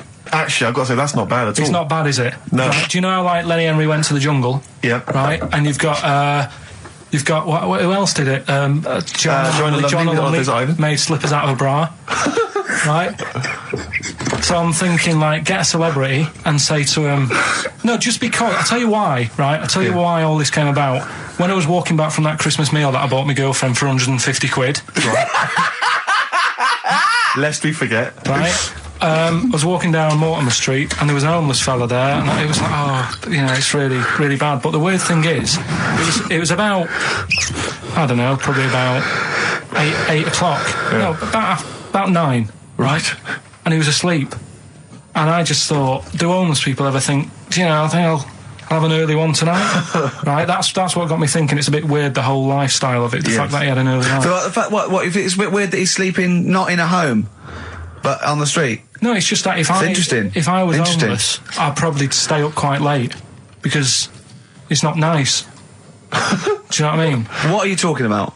Just being homeless isn't a good thing, is it? No. People forget how bad it is. Yeah. Right? But surely sleeping gets you out of reality. They sleep because they're tired. They can't sleep very well, so they need all the sleep they can get. Yeah, but sleeping's nice if you've got a nice big bed. What, you think that they can go, I'll stay up, I'll go to bed at 2, I'll go straight to sleep, and I'll pop up at 8 when the alarm clock goes off? Well, it's just what I was thinking, right? So I was thinking how bad it is, and it's, especially this time of the year, Yeah, it's terrible. It's the really worst thing. And to sort of give it some publicity and get a bit of help behind it, get celebrities, someone like Phil Mitchell, maybe, off EastEnders, who's a big fella, he can look after himself, put him in a shop doorway, have some cameras set far away in a building or something, they can film him, and it's up to him how he raises money for food to eat. He could sign autographs. Well, they wouldn't know him though, would they? Because you never look at a homeless person. You get, what's her name? Gail Porter. Yeah. Gabby Roslin. Right, yeah. Narinda from Big Brother. Yeah. Who else would do it? I got a game show idea. Les Dennis, I reckon. I got a game show idea called On the Game. And what happens is, you get Narinda from Big Brother. it was your girlfriend's birthday, wasn't it? Earlier in the week or last week? On Monday, yeah. And I mean, obviously, it was a triumph with the stuff you got her for Christmas. The condoms. The box of condoms. Box set of condoms. Oh, yeah. not just the singles, the whole set. Yeah, a complete collection. Brilliant. So what did you go for this What did time? you get her? Yeah, but... No, but it's her birthday. How long have you been together? About 9 years. Okay, so, God, it must cost you so much. I know, but it starts getting tricky, doesn't it? Because I spoiled her a lot in the first few years. Yeah. So then Here's a packet of rubber bands. Enjoy them. Oh. Well, it's what she wanted. Okay. I mean, you're making out as if... No, everyone wants paper clips. Come on, what did you get her? Got her a new pair of gloves. Right. All right, well. And? What, nice leather ones from Selfridges or Harrods or something? They were good ones, the sort she likes, so... They weren't... Well, they weren't the little woolen ones that she had. Yeah. I thought that was a joke when she said he got me these, because I laughed. No, but I know that's... The one she did have, When they said it's his birthday, right, it was her birthday Monday, and me and Steve wanted to get her, and she went, he got me these, because she had those little woolen gloves on. I laughed, because I thought she was joking, Carl. That's what she wanted. Right. I've told you before about buying presents. Did those gloves have your name sewn in them? And a piece of string that ran over the back of your duffel coat? You know, I've never been into getting presents and that. I had the problem at that Christmas one, that time with the Victoria Plum. Yeah, we'd hate that. We'd hate to bring that back. We've done that. Because you talked about the book, because it's kind of to do with your dad, isn't it? He's a very bad gift buyer, was that the problem? Well, yeah, my dad just wouldn't bother. It was my mum who sort of made an effort, and she sort of worked out half of what I wanted, then she left it to me dad to get it off someone, see if he could get one cheap or whatever. I love the fact that usually people talk about, like, drinking heavily or violent abuse, right? Yeah. But here's what he's been left with and scarred with from parents is bad gift buying. Yeah, and that's the Victoria Plum incident. In the greater scheme of things in the world, Yeah, that's not a bad thing to have, is it? Right, there was this, this is what it's like about getting presents and stuff, right? With my mum and dad. Go on. My mate, Colin, right? Colin Bacon? No, Colin Bailey. Oh, right? yeah. He had a little Sinclair Spectrum, right? Yeah. Computer, which was like the thing to have at that time, right? Yeah. Used to always go round to his house. The deal was... Not the one you had to play through the window because you weren't allowed to. No, that's another lad. Oh, right? yeah. This is a different lad.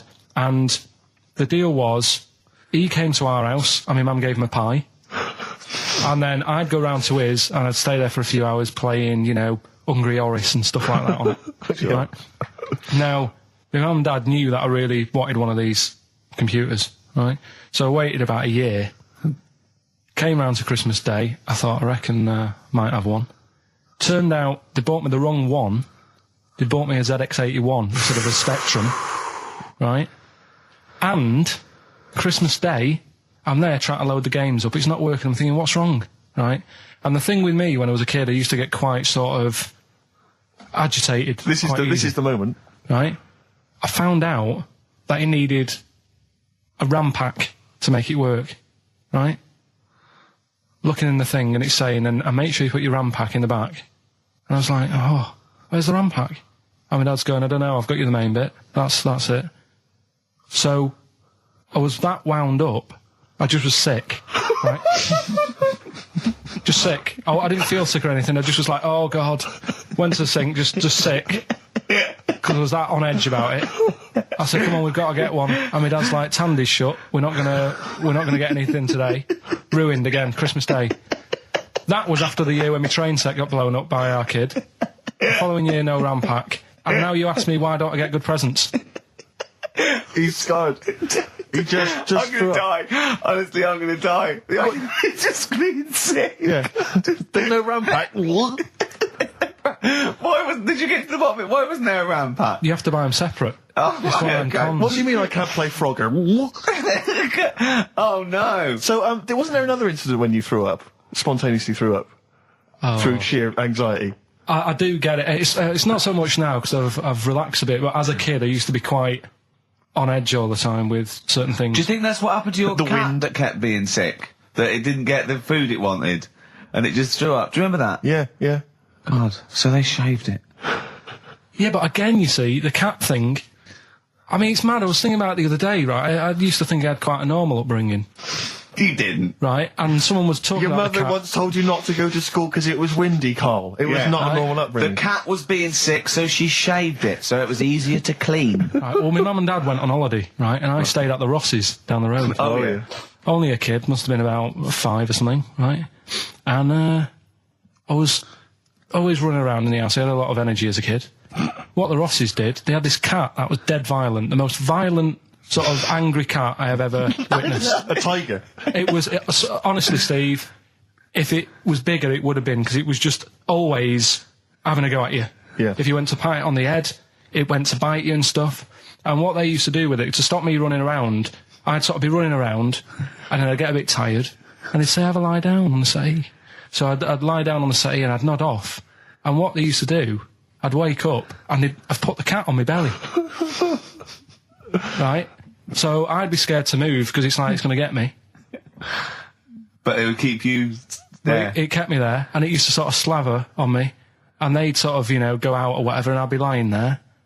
That's not normal, is it? Carl, sorry, were you created by the Brothers Grimm for one of their fairy tales? What kind of a life is that? A cat paperweight to keep Carl in place. He keeps blowing around. It's windy. We'll have to weigh him down. Be careful. Your mum probably told him that it's a windy day. You got to get something heavy on him, otherwise he just gets blown into the road. God, Bless him. Well, listen. Were you on Richard and Julie yesterday? All right. Yeah, Tell us about that. it was good. It was good fun. Yeah. It's a bit surreal. Is it? Yeah. It's not. It's nice though. There's something charming about them. Do you know what I mean? They go off on tangents. They sort of digress. They suddenly think of something. She suddenly go, oh, my jumper's itching or something. Yeah. And it's quite charming. It's not annoying at all. Yeah. And I'd never seen them do it through before. And I hope I didn't insult them because I said it was like an adult Blue Peter. Right. But In what way? well, they had a Christmas wrapping competition. Right. Then they had a Christmas wrapping competition. and then they had That wasn't them doing kind of hip then they hop. had what the French people are like. There was a little didn't quite understand that living in France. Then they had a woman who relived an Elizabethan Christmas. The bit that made me laugh was she was sort of announcing this through an Elizabethan microphone and PA to all the people sitting around dressed as. I'm a bit confused. This sounds baffling. It was good though, and at the end I said, next week I'll be washing a tortoise and that. Yeah. And the producer said, if you do want to make something for the show, we'll definitely feature it. So I might make some of those things that you spoke on Blue Peter, like sending sort of, I remember they made a chest of drawers out of 3 matchboxes. Yeah. For Barbie doll or something, or Action Man. Roll Over DJ by Jet on XFM 104.9. I'm Ricky Gervais, with me Steve Merchant and Karl Pilkington. All right, Karl? Yeah. Bit miserable today, Karl.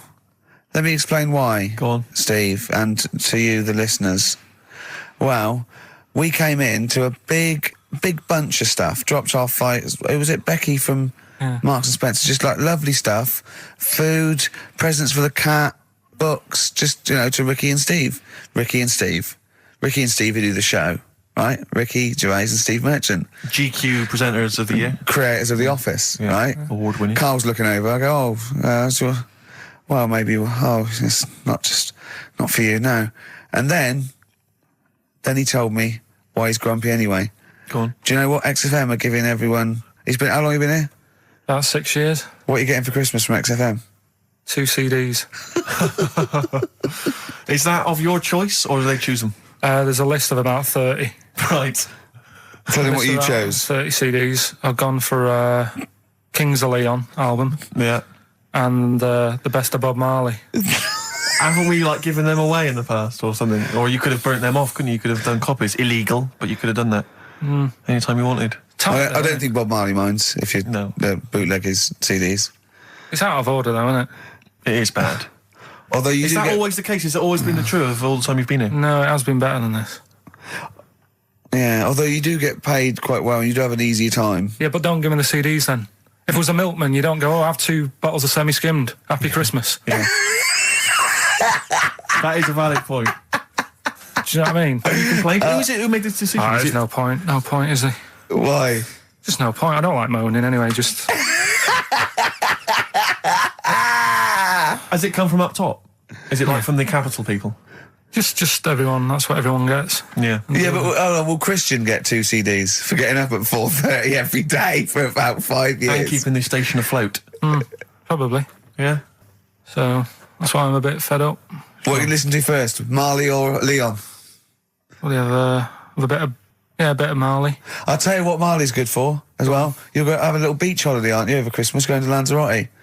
Listening to that on the beach, you'll realise how wise XFM are in the long run.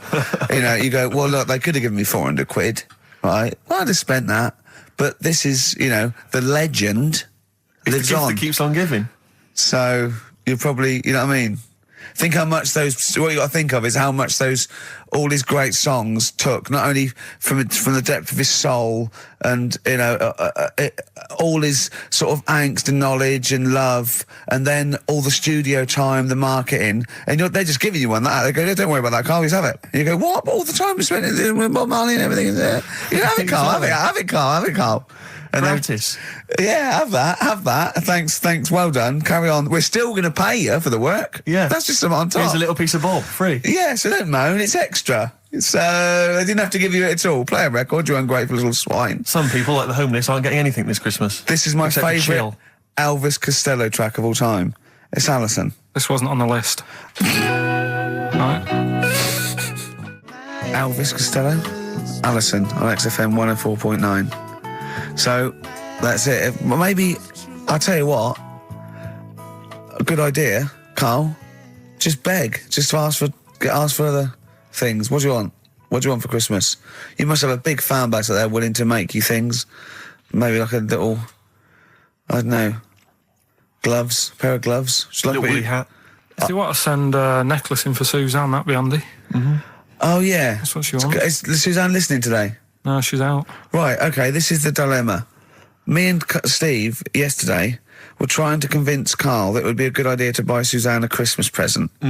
Okay? Now, why aren't you going to buy her a Christmas present? Explain, Carl, why you don't think you should buy her a Christmas present. No, I've told her I'll get her one, but in the new year. We're going away on holiday and that, so Yeah. there's no point taking stuff away.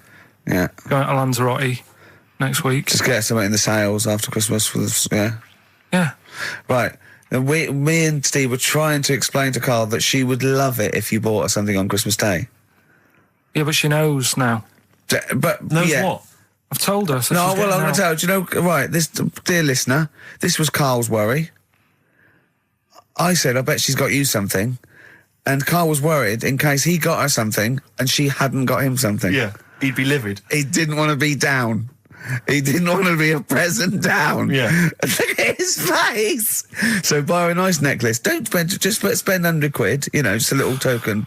We're going away. We're going taking her away on holiday. No, you're not taking her away, are you? What, you're paying for it, are you? Yeah. Are you really? Well, half and half and that. Right. So you're paying for you to go on holiday? That's good of you. So the gift is your company, really? She's done all right. She's done all right. Why do you talk like you're 60 years old? And you've been working down the mines? I don't know, she's done all right. Do you go over to her and say, Suzanne, you're bloody lucky. I mean, You've fallen on your feet. to Look be who fair, you've Rick, got. What? I'm not sure she has done all right. I don't want to be critical, but... Oh, dear. So what are you going to get in the sales? What are you going to get her? Yeah, it depends. I'm thinking, I'll give her the choice. She can have Kingsley and old Bob Marley. Right, I'll let her decide there. Oh, dear. I can't wait to see you. Where are you going, Lanzarote? Yeah. Where's that? Don't know. Suzanne sorted it out. I said, Lanzarote. I said, is that Africa or is it Spain or Portugal? Just thought you don't know. What do you mean don't know? I goes, well, what's the currency? Went, don't know. I said, Suzanne booked this one, did she? Yeah. I thought, where is it? Is Lanzarote African or Foreign. Somewhere foreign. I was looking last night, and doesn't look that good. There was like one of the highlights of the things it says you've got to do is go and have. Apparently, they've got restaurants in caves, and that's like one of the things they say you must do. So, if that's a highlight, do you know what I mean? Right. So I'll do that. Go and see what that's like. Yeah. When you're on the beach, Carl, do you wear the very, very tight Speedos? No. Do you walk What's around you with wear? them? Sort of longish shorts, t-shirt on, probably with a sort of a light shirt on top of that. Right, sure. So quite wrapped up then. Covered up. Do you wear a hat? Because obviously the bald head, there's risk of sunburn. No, I just put a bit of lotion on it. Lotion on there. Yeah. Just have a bit of a wander down the beach, have a look. Yeah. See if there's any old blokes with their tackle out and a backpack. A lot to look forward to, so Yeah. there you go.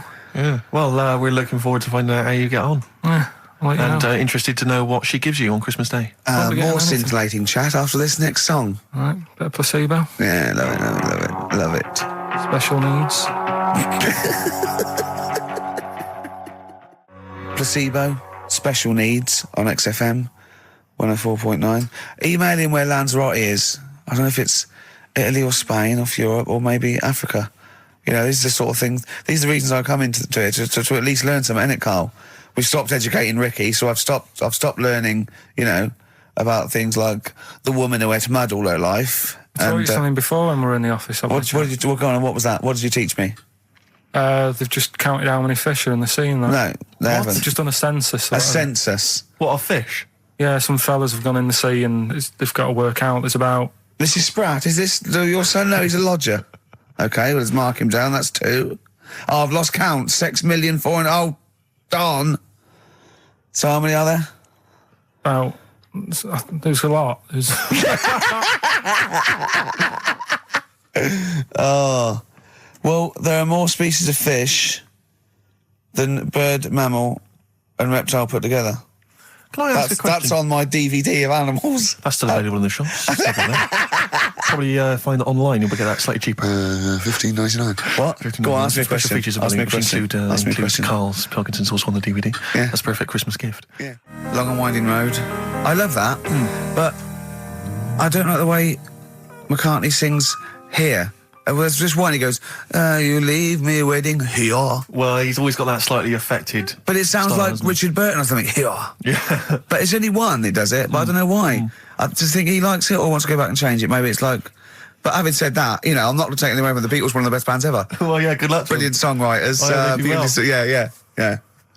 We've had a lot of emails, Karl. I don't want to sort of put a dampener on your Christmas, but a lot of people have been slagging off Lanzarote.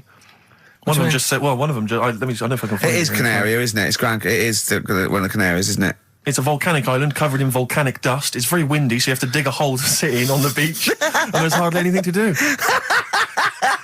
That's from Mike Godham, and he says, unless you like quad biking, well, you know, you've seen what happened to No, Ozzy don't Osbourne go this week, quad so don't do biking. that. Not with your little head. There's no protection at all, is there? I don't know what you're thinking. I don't know. At least Rick Mann and Ozzy had lots of hair. Yours would be like Humpty Dumpty. It would crack like a little egg. And then we'd seen, there's no kings or kings horses. So, Yeah, well, they couldn't do the job anyway. No, if you we remember. shouldn't really send them. They're not really qualified. Horses not equipped to put send back an a egg medical man like Neil Fox in Yes. to mend But not eggs. some kind of military horse. I bet he's had egg on his face a few times, hasn't he? What, Foxy? Yeah. Well, most of the series are Pop Idol. Right, Carl. Lanzarote, good or bad? Well, you got to give it a go, haven't you? Yeah, well done. Give everywhere a go. Exactly. That's what I was saying. You know, don't just take the word for it. I mean, if it had said Nananova, Lanzarote shit, he'd have believed it. Sure. You know, if he'd have overheard it in a pub, Yeah. Lanzarote a crap, he'd have believed it. He'd have seen it on a website that was mainly concerned with monkeys and witches, he'd have believed it. Yeah. As it is. Everybody raves about New York, and when I went there, I thought it was rubbish. Well, you're an idiot then, because that is possibly though, the isn't it? greatest city in the world, Subjective. along with London. Subjective, though. That's why they have holiday programmes and that, innit? So you see it and you decide for yourself and that. Yeah, but you saw Venice on a holiday programme, as you put it. You went there and you went, it was rubbish, full of black bin liners. Well, it is. Right. Didn't they show them? It stunk. Didn't Judith Chalmers say that? Oh, it stinks here and there's loads of rubbish everywhere. No, she didn't. Did she mention that? Oh, that's what I mean. So it depends what you want from holiday, doesn't it? Well, yeah. But So, you're an idiot if you don't like New York, so next. Anyway, come on, break up, guys. Kiss and make up. right back, just for Christmas. Brilliant. I've only got 2, really, because what? I was trying to work one out before, right, in my little room. Yeah. I was looking at different band names, thinking, what can I do? Yeah. Couldn't concentrate, because Ricky was in there, trying to spray deodorant all over the place. Right? Well, you should have done them yesterday. You should have shut me out. Right. So there's just 2. Brilliant. Well, Okay. I've kind of got an idea for the third Oh, one. fine, I'll yeah. have a go. Yeah. Right, so anyway, the first one... Should we play a record and come back to this? 'Cause We'll it's do been- it quickly, yeah. we'll do it quickly. No, play a Alright, record. This is then. rubbish. Yeah. Rubbish. Libertines. Useless. Give me the gifts. Let me have a look what prizes you've got. Libertines, Don't Look Back Into the Sun on XFM. Well, the general public are getting involved with Karl's holiday, and, I mean, this has been a damning report on Lanzarote. There's not been a positive word written about Lanzarote so far. Wow. It's volcanic, there's no natural water supply. Apparently there's no natural water supply. It's You all have to sit in a imported. hole.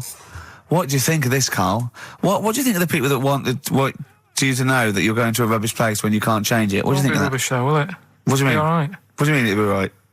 Because I'm going to go there thinking, oh, there's no water and that, and there will be water. No, they didn't say there's no water. What did they say then? There's no natural water supply. Whatever. I'm not bothered. Doesn't bother me. All right. I'm going to have a good time and that. What are you going to do? What do you plan to do? Got a book. What book you got? Rich Hall book. I'm just going to read that. Brilliant. And the weather's better than here, isn't it? Yeah. So... gonna have a good time. Someone emailed just now. They said they're listening online and there's a problem with their computer and everything's sped up. The music's sped up. Our voices, Rick, are sped up, except Karl's. That's how slow he speaks. So when everything's sped up, he sounds a normal. Right, we're doing Rockbusters. Yeah, come on. What rubbish. I wonder why we stopped this game. Well, I think it's probably exhausted him. He needs to go to some kind of volcanic dust island for a holiday. With no water, Yeah, exactly. just to dry out and get some new ideas. Oh, I'd love to see you sitting there on these black ash sands, just sitting there going, I'm thirsty, Suzanne. There's no natural water. I've finished my Rich Old book. I can't focus. I'm going blind. I need some water. Oh, brilliant. Oh, bless him. Anyway, happy Christmas. We said we weren't getting out, didn't we? Right, go on then.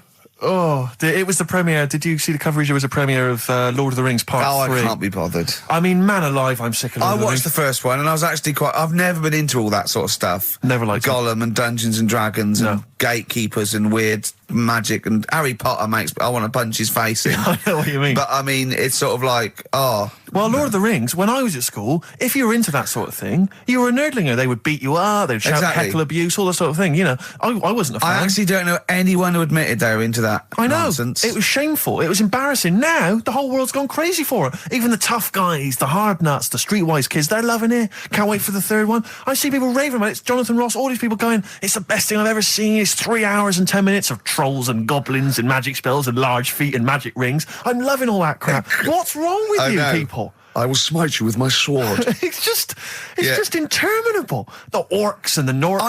I saw some people playing this game. They had a big manual and a dice, and they're in a pub, and they're all fat with beards, right? And he threw a dice, and he looked down, he went, and he said something like, outside them, the 3 miles to Mumra. And they went, oh, well done. I know. I want to go and say, what is this game? Yeah. What? It's absolutely extraordinary. Well, they showed some coverage of the Lord of the Rings premiere on TV, and there were people dressed up as some of the characters. Yeah. There was a girl chatting saying, well, I just think Gollum's hilarious. What? People talking about telling me Gollum's hilarious in this new film. How is he funny, my precious? Oh, my precious. What's funny about this? I'm losing it. I'm genuinely... Is he like Yoda? I don't know what the joke is. I'm missing it all. And when the walking trees started talking... Oh, man, I love it. Gollum's the little one that looks a bit like Gandhi. Yeah, exactly. The computer-animated Gandhi. Yeah. Yeah. Is that all right? Yeah. I think that's how he's described in the book. But this is the other thing. I say, then they go, Tolkien, J.R.R. Tolkien, he's a genius. You know he created his own language?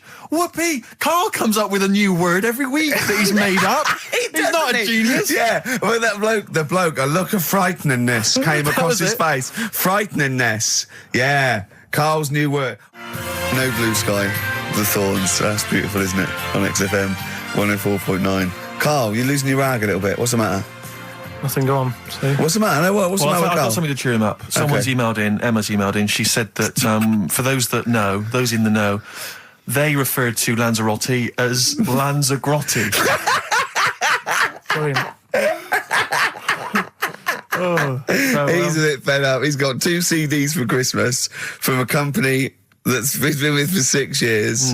He's a little bit grumpy about having to answer the phones. He wouldn't go and make Steve another cup of tea immediately. Selfish. Yeah. Karl, what are you thinking? Nothing. Go on, what were you doing? Come on, Carl, you're getting paid for this. Project. Out. We'll take one of those CDs away. All right. Right, okay, are you in a film this week, Carl? We're doing that now. Yeah, go on. Get it over with. Hang on a minute then. Get it over with. Let's get this show over with. We can go home. You can go off to Lanzarote and sit on some ash. Some charcoal. He's not happy about that. That's annoyed him. The listeners have all ganged up on him. Yeah. XFM giving him 2 CDs. We've had more calls for his resignation this week than ever before. What do you think of that, Carl? What do you mean? There's another reason. Do you know what I mean, though? Because he's grumpy. He's not just giving it. He goes, well, I can't help it, can I? I don't want it. You're being paid well to do a job. People have tuned in to be entertained, to have good songs. Me and Steve are working I'm pressing here. the buttons. I'm paid to press the buttons. That's what I'm doing. Has every CD started on time? Then Yeah. why would they give you Monday off if you just paid to press the buttons? Don't get every other Monday off, do I? So have you stopped doing that now, have you? Well, yeah. Why? Because there's work to do in that. I'm not moaning about it. Let's get on with it. Right, Scrooge, right, is the film that I'm in. Thought I'd do a Christmassy one. Okay. Right? Yeah. Get people in the Christmas mood and that. Yeah, you have. Yeah, you have got people in the Christmas mood. You're like Santa visiting them. So It's you in the film Scrooge. Yeah, Which yes. version of Scrooge? the old one. Is it? If it's just you moaning with bells, I'll be annoyed. Right, go That on is then. essentially Scrooge. yeah. Right, Scrooge, listen to this, and then there's some question at the end, All right. and you can win some stuff and that. Yeah. All right. Yeah.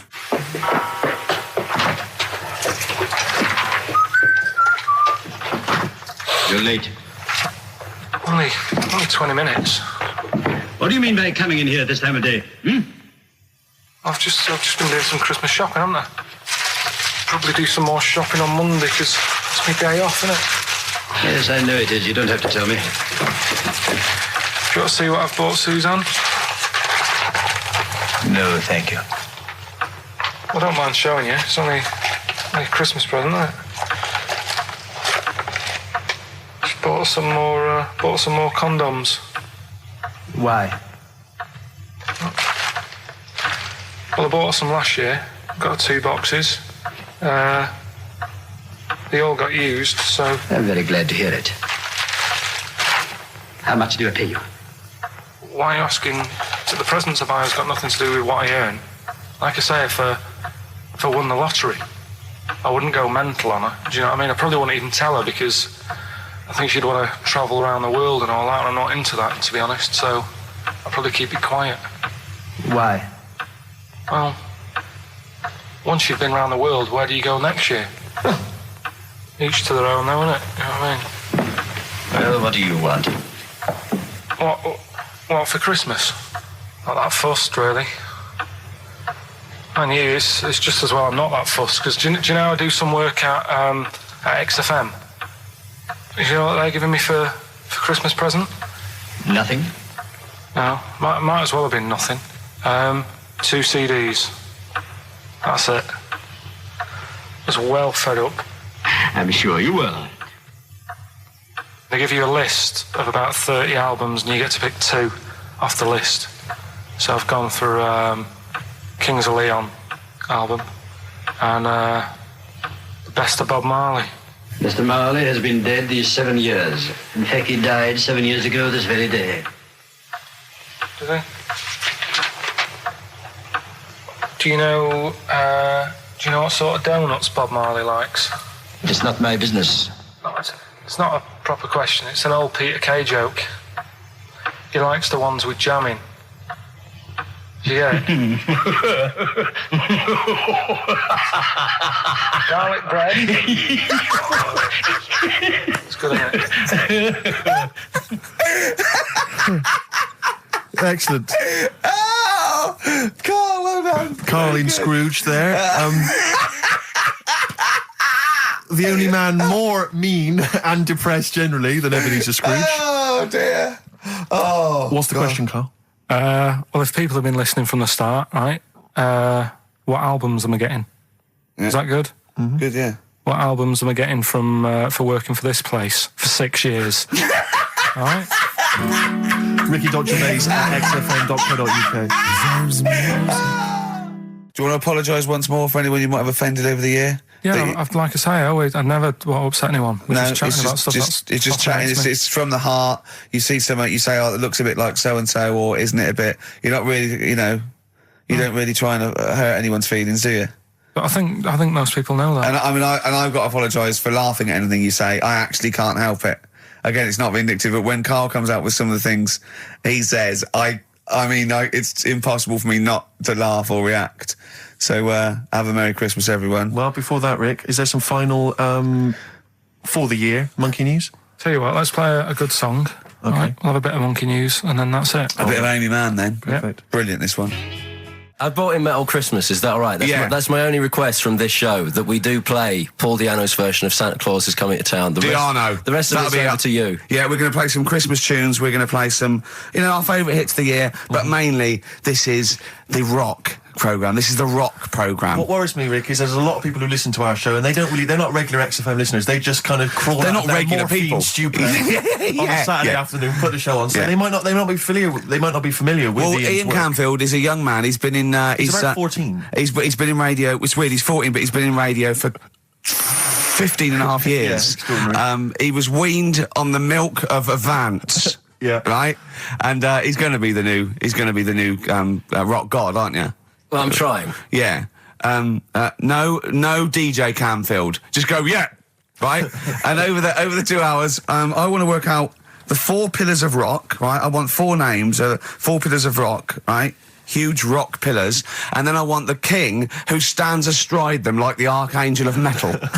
So we'll be asking Ian, every few minutes we'll be asking, right, who's your first pillar of rock? And then, keeping the one that stands astride them. Okay? And how many do we need? Well, we need 5 names then, don't we? The 4 pillars of rock and who stands astride them. Right, okay. Like the Overlord with these Axe Attack albums. Yeah. Yeah. This is Oasis. Christmas. Oasis doing their version of Merry Christmas, everyone. It's Christmas. It seems only appropriate that we play the occasional Christmas tune. There aren't many decent ones. We will be playing the greatest, not just Christmas, one of the greatest songs of all time, but certainly the greatest Christmas tune of all time, Fairy Tale in New York. Is that going to be the version done by, what's his name, out of Boyzone? Has he done one? Yeah. Because he's lived the hard rock and roll life. What's his name? What is his name? Ronan Keating? Yeah. He wasn't bad on Room 101, actually. I think he's lightened up a little bit. Good luck to him. Yeah. Yeah, no, as well. Yeah. A lot of people ask me, Canfield, I'm sure you can you've probably got experiences of your own that you might want to talk about, but people ask me what Ricky's like in real life. And I don't want to get grotesque. It's Christmas, people are listening, people are eating sandwiches, but he has a flatulence problem. I don't know if you're aware of this. It's not a problem. Right. Well, it is for us. Yeah. You may not. Yeah. I think the problem with Ricky is Ricky hates to miss out on anything. He's terrified that there's going to be something going on that he's missing out on, a conversation, a joke, someone falling over, And he daren't spend any time in the lavatory because any period of time he spends in there, he could be missing out on some fun. So he kind of tries to get his lavatory, occupying time down to a minimum, an absolute minimum. Plenty of pissing. There's loads of that, but none of the other activity. Really, I mean, you keep that. Really, it's like you're in, you're out, and sometimes I don't think you've done the full job, Rick. Yeah. And today, I'll tell you this: my eyes were bleeding. It's intense. It's just a word of warning because the kitchen at XFM is out of bounds now.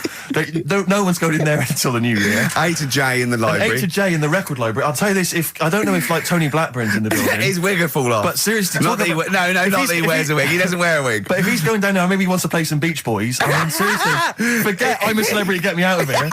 Forget you might have survived in the jungle, Tony. But you go down there, mate. Tony, would you rather eat a plate of maggots or go and get Beach Boys? Exactly. Saying A to J. Oh, pot pickers. Exactly. Jesus Christ. It is absolutely extraordinary down there. Oh, so I'll just be warned. But it's Christmas. It's Christmas. Why would Blackburn be listening to this? I don't know. He's probably doing a bit of Christmas shopping. Sure. And he's out and about with probably got his little, personal stereo on. Yeah. And he goes, I'll listen to the boys at XFM. Exactly. And Canfield, what do you think of it so far? Yeah.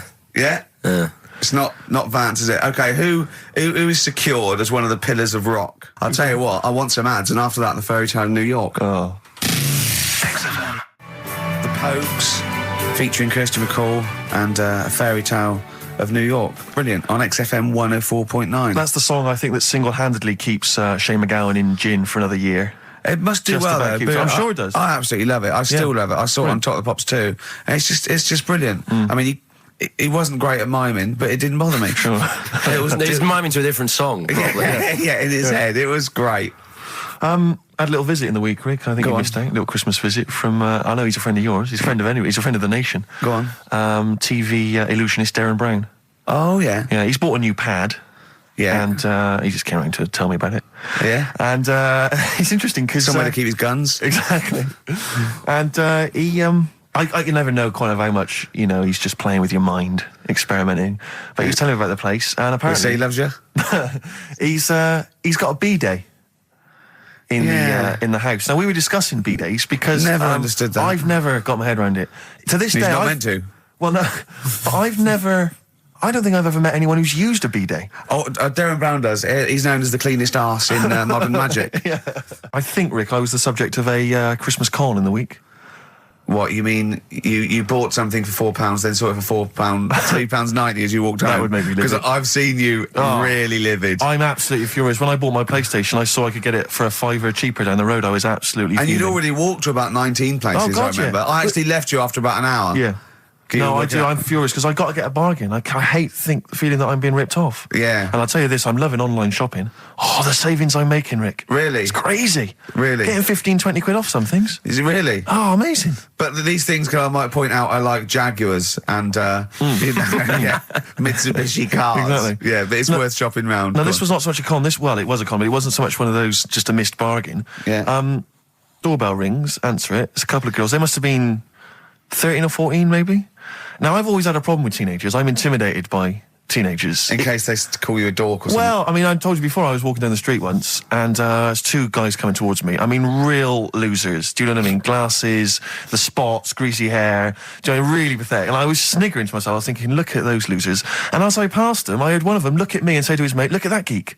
I was furious. I was thinking, I'm allowed to call you a nerdlinger, but gee, I don't expect it back. I was really furious and upset. And so, as I say, these teenagers are at the door, and they were quite aggressive, quite aggressive girls. And they had a piece of A4 paper, and they went, "We're doing a sponsored thing." Yeah. But I didn't quite catch what it was they were doing that was sponsored. I think they sort of fudged it. They went, "We're doing a sponsor." Oh yeah. And I went, right. And they went, "Do you want to sponsor us?" Boy, they picked on the wrong person. I was a bit intimidated. I don't know why I said no.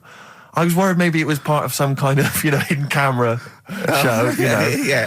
And so I said, yeah, all right, I'll sponsor you. So they handed me this form, and I always thought you were supposed to have quite an official-looking form for any sponsorship thing. But this was literally a piece of A4 torn out of a notepad. It was the back of a Gareth Gates poster. Exactly.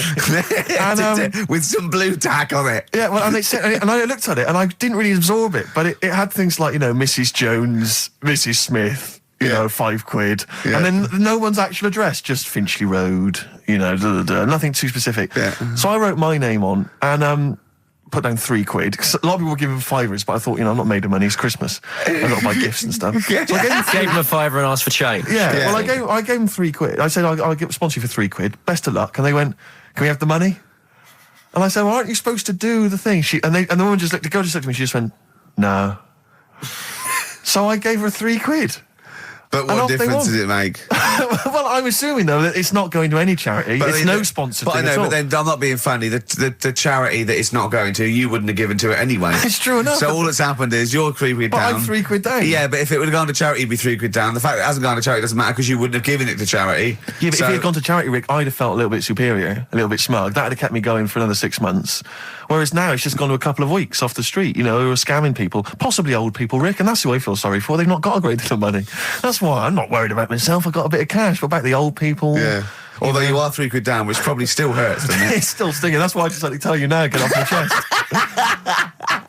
It's Merry Christmas. Thing, yeah. Just be careful. If you're living up in North London, be careful. There's two girls that are going around. I expect, they might come to your door. But they might be wary. Be genuine. No, I don't think so. No. They were common. They were very common. Do you know what I mean? Was the giveaway things like, Santa Claus had given £10, exactly. Tony Blair had given £1? Yeah, I know what you mean. Yeah, I think you were conned, mate. Yeah. Right. Won't Get Fooled Again by The Who. Ian, I'm going to ask your expert opinion. Is that not one of the greatest rock songs of all time? Yeah, if you'd have played the proper version of it. I know, but it's 6.5 minutes, and we usually do, but we just thought, it's Christmas, people want to You know, but him and more Jonah Louis. Yeah, but we could have played like the full 8 minutes rather than making the show sound like strolling round your local Asda with the Christmas songs with a little bit more racism. That to me sounds like fighting talk. You want a rock challenge, Canfield. You can't handle the truth. Trouble with that song is, don't know about it. It could sound like he's saying something to do with bell ends. Well, yeah. What? Heaven forbid. What? You think he meant that? Did he? Probably. No. That's The Darkness on XFM 104.9. Bell end. Yeah. What other rude words are there? Cock. Yeah, that is rude. Yeah. Especially at Christmas. Especially at Christmas, yeah. It's a time for families. I know. Now listen, time for family. Now, Ian. Yes. Who is your fourth? We need a lead singer in this mega group, the monoliths of rock. Who we got? Lemmy, Keith Richards. We've got Keith Richards on guitar. We've got Lemmy on bass. Yeah. We've got Keith Moon on skins. Right. Some terminology coming out there. Yeah. Who's doing the Vox? Who's given Golden Tonsils Award? Robert Plant. He's gone for Plant. He's gone for Plant. A lot of trad names there. There is the group. The lineup is Moon, Lemmy, Richard, Plant. Okay. Now, our competition, Steve. Name that group. Okay. What's the best, heaviest rock name ever? Sure. This is obviously not a name that already exists. No. Okay. My mate of mine came up with, I think it was Brain Hammer, which I like. Velvet Nazi 666. Sure. So we want the heaviest, most mental piece of death metal, headbanging, bleeding out your brains rock. Axe Attack. Okay. Please welcome to the stage, Christ on a bike. Please welcome to the stage. Oh, look at you. That would be great. Yeah. That would freak out the metalers. Yeah. Cheeky. Yeah. Oh, now listen. They need a manager. They need someone who can introduce them. They need someone to stand astride them.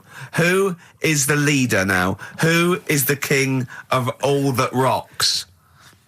Well, it's obviously Tommy Vance, isn't it? Do you know what worries me, Rick? We've said Vance a lot today. I'm wondering if the kids today, do they know Tommy Vance? Are they familiar with him? If they don't know, they shouldn't be listening. Okay. Fair enough. So, Vance is their manager. He needs to. They're on at Wembley. He's got them on at Wembley. They're the greatest rock band of all time. We need the name. Please welcome to the stage. What are they called? Phone in, email in, and the prize, we're going to get some... We'll rummage through the bins as Carl normally does. Get some old tat like Carl does, some VHSs, some CDs, greatest air guitar Peter ever. Max. Yeah. Do we need to give out the numbers and stuff? Work an email, Don't get can't them to they? phone in. You don't want to talk to him, Ian, seriously. No, you don't want to, you know when... what's his name says to Agent Starling as she's going to meet Hannibal, don't let him inside your head. Yeah. Don't talk to the listeners, Ian. Exactly, it's very much the same Please thing. I'm a bit concerned that my email is going to be besieged by people sending you links to how to clean out the B-Day. Well, that's all right. But what's the most mental head bleeding, banging brain hammer operation this band can be called? Call in, Rick. Because it always amuses me. I know it's cruel to put you on the spot, but some of your former band names have always amused me. Well, the worst. The worst one. Right, I'll just leave this. Ricky's had a number of bands over the years. What was the worst one? Ready? Get ready to play that record because I don't want any aftermath. No, hang on, before you tell me, what was the one? Because these pictures of you, like when you're New Romantic, keep on being published. That was Shauna dancing. Yeah, but that's pretty bad. But someone told me, they were like, "Oh, ask him about when he tried to be Bon Jovi." Can you imagine such a thing? I know the name you're thinking of. Right, here we go. Play the record immediately. I say this. Ready? The Sacred Hearts. Play a record. Blair on XFM 104.9. I forget the name of that track, but it's good. Good song. Thanks very much. Oh, good song. Yeah. Oh, right. I just thought you were complimenting giving his opinion. Right, go on. The what? Are we still on the air? Yeah. What are we doing? Merry Christmas. We got someone on the line. Oh, right. He's here. Who's that? Ricky. Yeah, go on. It's Jonathan. How are you? Good. It's only TV's Jonathan Ross. Ross, turn your radio down, you idiot. I'm here. I like to, I haven't got the radio on. What are you talking about? We can hear the feedback. Well, I haven't got it. It's not my fault. It's your incompetent radio station. And also, didn't you hear? We said don't call in. We don't want to speak to the listeners. I'm not a listener. I'm a visitor to your shores. I'm special. You know that full well. I know you're special. Right. Yeah, exactly. What have you got a name for the band? Yeah, you ready? Yeah. Blump. B-L-U-M-P. I tell you for what, you can't have a normal word. If it's the monolith band of all time, if it's the big, you can't have a regular word. It doesn't make sense. How can you have a regular word? All these ideas you've come up with are rubbish. You need a word which only stands for that one thing. No one's heard it before. No one will use it again. Blump. I can't help but feel that that's a more appropriate name for maybe one of Ricky's bands. I love seeing that picture of him in that band. You see it everywhere these days. He was like a girl. He was like a little girl in a suit. It's like a little dyke at a wedding. What was that? That's got to be the kettle calling the pot black, surely. Yeah, I've always got nothing but 100% heterosexual. We're not sure about. There's not anything wrong with it. I know that, but look at you. I actually had to get that in. There's not anything wrong with it. I'm Jonathan Ross. Oh dear. I was thinking the other day, right? Oh, yeah? The Comedy Awards. Yes, sir. You didn't have to say some awful things about poor celebrities, poor has-been celebrities with coke addictions and fat lips and faces where surgery's gone wrong and everything. And when they're on the show, they're going, "Oh, you look lovely." Yeah, I'm nice to them. Well, I'm nice to them to their face, but obviously when I'm not with them, I like to let my true feelings be known. What's wrong with that? That's how everyone I'll tell you what, you can get anything off your chest you want on this show. Any celebrities you want to talk about? There's no one listening. It's just between me and you. A lot of people listen. They listen to my show, and after they've had a few hours of good laughs, they like something bland to just cool them down afterwards. So they flip over. We know this happens. Did you mention my DVD on your radio show? You know what? I forgot to mention it. Christ! I meant to mention by the office, but I forgot to mention it. And then I thought afterwards, it's not like he needs the cash, is it? You know, it's not like he needs it. It's not like it is, but he's probably earned more money in a short space. You're like a lottery winner, and you've got about as much taste. You're like one of those burglars who's won the lottery. I am. I'm dressed like an Albanian window cleaner at the moment. Burglar from Reading who won the lottery, and now he's fritting it away and what? I do feel sorry for my neighbours. I've moved into a really nice place. I feel like it's the hillbillies. No, it's nice you've moved in though, because it's nice. It's given them something to sort of talk about behind your back. You've united the whole block. Right, go and play with some Japanese wind-up toys now. I'm going home to play Mario Double Dash with my son. It's going to be a good afternoon. I phoned you once after I finished my show. It was about 5 minutes past 3. Yeah. And I don't mind if I said, "How you doing?" You went, "It's brilliant." You said, this is what you said. You went, "Everyone's out. Jane's taking the kids out. I've already masturbated twice, and I'm playing with a new Japanese toy." I'm masturbating now. I just wonder if there's one more contender. I don't know who this was, Ian, that phoned in with it, but possibly it's topical. Deathly Hem. Yeah. Deathly Hem. It's brilliant. Oh, it's Deathly Hem. Please welcome to the stage, Deathly Hem. It's Deathly Hem. Who's that? We've got to give it to I don't know who that was. Oh, well, if you came up with Deathly Hem, email again. Deathly Hem. It's the greatest name for the greatest rock band of all time. Will you please welcome to the stage, Deathly Hem. It's golden tonsils. Isn't it?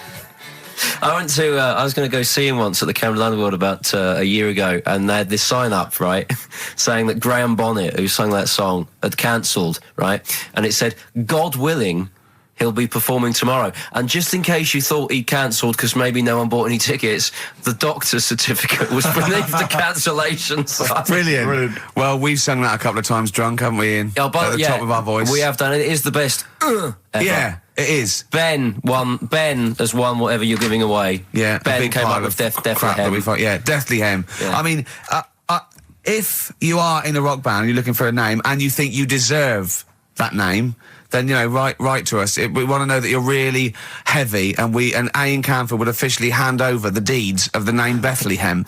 Deathly Hem? Deathly Hem, yeah. Deathly Hem. They only play at Christmas. You only play, like, big venues at Christmas, and it's all things about, like, fighting, like good versus evil, and God versus the devil. And you got to write songs like that, yeah. Deathly Hem on XFM 104.9. Perhaps that the debut should certainly be a concept album based on the Nativity play. Yeah, Nativity, yeah. Or just the whole kind of Old Testament in kind of rock form. Yeah. It'd be extraordinary. It's the battle for humanity. Yeah. It's called Humanity Manatee, and it's a fight in the ocean of hell. Yes. Sure. Yeah. Sure. Yeah. I'd like to see a serpent. Maybe pictured There'd be a somewhere. serpent, isn't it? Track 4. Track 4.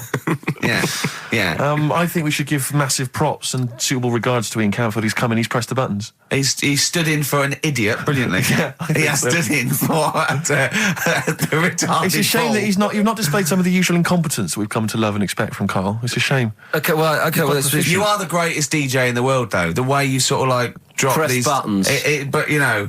Every time I've pressed a button off air, Ricky's been going, "Oh, what great DJ!" It's great. Because he ends it. It's just brilliant. I mean, we're lucky if we can talk with the mic on. That's the title. Not talk over a record. We did some great links during the ads. Yeah, and of course, Jonathan Ross masturbating live. On air. Just looking back at some of the highlights of this You don't get that on Capital Gold, do you? Like Tony Blackburn getting a call from Fluff Freeman going, "All right, mate, I'm knocking one out." Yeah. Well, have a lovely Christmas. Have a bloody great Christmas. Have a bloody great Christmas. It's the best of next week. Yep. The best of the last few weeks with some tat, you know. Carl's put together. We're back in January. We're playing some of our favourite songs of the year. I'm looking forward to seeing Pilker's tan and pictures from his holiday. Covered in ash from the beach. Yeah. And we're back on the 3rd, I believe. But Ian, do you want to introduce something? This is Ian's choice for the day. Yeah. We'll see you next week in spirit, and then we're back on the 3rd with Pilkers. Over to you, Kampf. Yeah, enough of Jonah Louis. This is Paul Di'Anno, ex of Iron Maiden, doing Santa Claus is Coming to Town. Talking of sleeping, oh man alive, I went to see the last part of the Lord of the Rings trilogy. Why? Well, it's like a family thing now. Every Christmas, my family and I have been going to see the Lord of the Rings, the next instalment. It's like a family thing. What will you do if they keep making them? Oh, I'd say I've wasted now about 10 hours of my life with that tripe. You can never get that back. I can never get that back. That's what Peter Jackson owes me. 10 hours now he owes me of my life. It is absolute drivel. Well, I know. We've said this before. I don't want to harp on again about it, but I cannot fathom why everyone is so excited and loves these films so much. Like you say, people review saying it's the best film ever. I think this is the greatest movie I'll ever see. And I don't... It's like they go, oh, but look at all the fight sequences. But Tolkien being up there in literature, like, you know what I mean? It's sort of like Shakespeare, Tolkien. No! Yeah. No. But what is it that he's writing about exactly? I don't know. Little midget fellas who can't get shoes. I mean, I've got big feet. I've got size 14. I can get shoes. Oh, God. Send off from mail order. I know, it is like, it's like, Harry Potter taken seriously. Yeah. But I know who's watching it. It's like these people who are watching it are obviously nerds, people who live in Forbidden Planet. They love it. They can't believe their luck. But that's the core audience, but it's obviously bigger than that. But then it's also people who can think they have a go, like menopausal women thinking, well, I'll write a book then. the Glomplin came into the cave. Exactly. Right? And they're sort of like 13-year-old sons who've never shown interest in anything except glue now writes Orc yeah, exactly. on his exercise book, and so they're loving it. It's like it's sort of uniting, bringing people together. But at the end, right, I mean, it's taken them now like 9 hours to get from one part of Middle Earth to the end, to the other end, so they can destroy the ring, the evil ring. Did they do a line? Was it? I don't know what they. Like these little Chinese fellas. And it's taken them 9 hours of their time and my life as well to get there. And at the end, they all say goodbye. They do it in real time. Why don't they edit it? I mean, that's what it felt like. It really, it must have taken them less time, you know, within the sort of logic of the book to get there than it did for me to watch it. And at the end, they sort of say goodbye to each other and they all hug. So there's like, you know, there's little midget one, you know, Frida, saying goodbye to, you know, Bjorn. What are they Benny. called in the thing? Because are they PC in it? Are they called like midgets and dwarves? No, they're called hobbits. Oh, are they? Yeah. So we should call small people hobbits from now on. That's what they are, just to make it kind of topical, and they'll like that as well. Give them sort of, you know. So if you see a little on the way home, if you saw a little midget fella, 4 foot midget fella, just say, "Excuse me, hobbit." Yeah. Okay, that's call fine him then. Frodo. Right, Frodo. He'd like it. He'd love it because everyone loves the Lord of the Rings. They love it. No, everyone loves the Lord of the Rings. In the end, if you ever get to the end, they all hug each other. They say, well, basically Frodo has to say goodbye to all his other little fellas, and so he's hugging them. I don't know how many of them there are, and he's hugging them, right?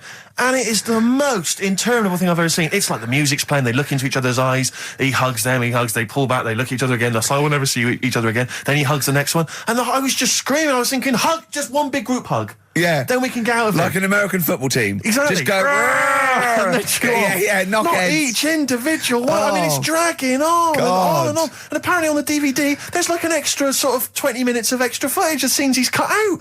Who's watching this tripe? Who cares? I don't know. I genuinely, Have we lost some of our popularity by slagging off Lord of the Rings? I don't care. Screw them. If you love it, if you can't live without Lord of the Rings, screw you. I don't want you as a listener. I can't fathom it. Really, Rick, it's not like I'm trying to be wayward or controversial. I can't get my head around the popularity. But doesn't Harry Potter annoy you as well, though? Yeah, but at least it's kind of over in an hour and a half. Is it? I haven't seen it. I went to the toilet 3 times during the course of the film. Really? It's unbelievable. The woman sat next to me. Sexy stuff in it, was there? Some of those little pixies with the pointed ears. It just took me back to, Mr. Spock. Oh, all those glorious days. But it really is just. I mean, have you seen any of them? You've not bothered. I've seen one, and it was long, and I thought it was nicely filmed, and I thought, well, okay, I'll just get through it. I even think, it was just a list of, and here come the orcs. Exactly. Right, okay, we see the orcs now. Yeah. But it's like people go, look at the amazing fight sequences, the amazing immense battles. And it's true, he's got thousands of actors and stuff on horses, brilliant. But I'm not impressed by good time management. No. Well done, he's got all those people together, he's orchestrated it, well done. But it's got to be more interesting. My friend summed it up. He said the Lord of the Rings films, they're like the film equivalent of an Enya song. Yeah. And that to me is exactly right. Lots of billowing dresses, slow musical moments. That's good. People riding majestically on horses. Enya. Constantly riding majestically everywhere. Dido's taken over from Enya in that. Well, So possibly I've got so. a confession to make. Go on. I like that latest Dido song. I'll play a song. Let me just, I know. I thought I'd never. I don't Rick, know what's what to going on? say. Let me explain something to you about Dido. Oh, God. Snow Patrol and Run on XFM 104.9. Yeah, not bad at all, not bad at all. So everyone had a good Christmas though, yeah? Really? Carl, even though it was like a little bit Lanzagrotte, it was a nice Christmas. Yeah. What was the book you read, by the way? Someone just emailed in and wanted to know. What was the book you read? It was The Governor. The Governor? Yeah. Right, okay. Did you buy Suzanne a gift in the end?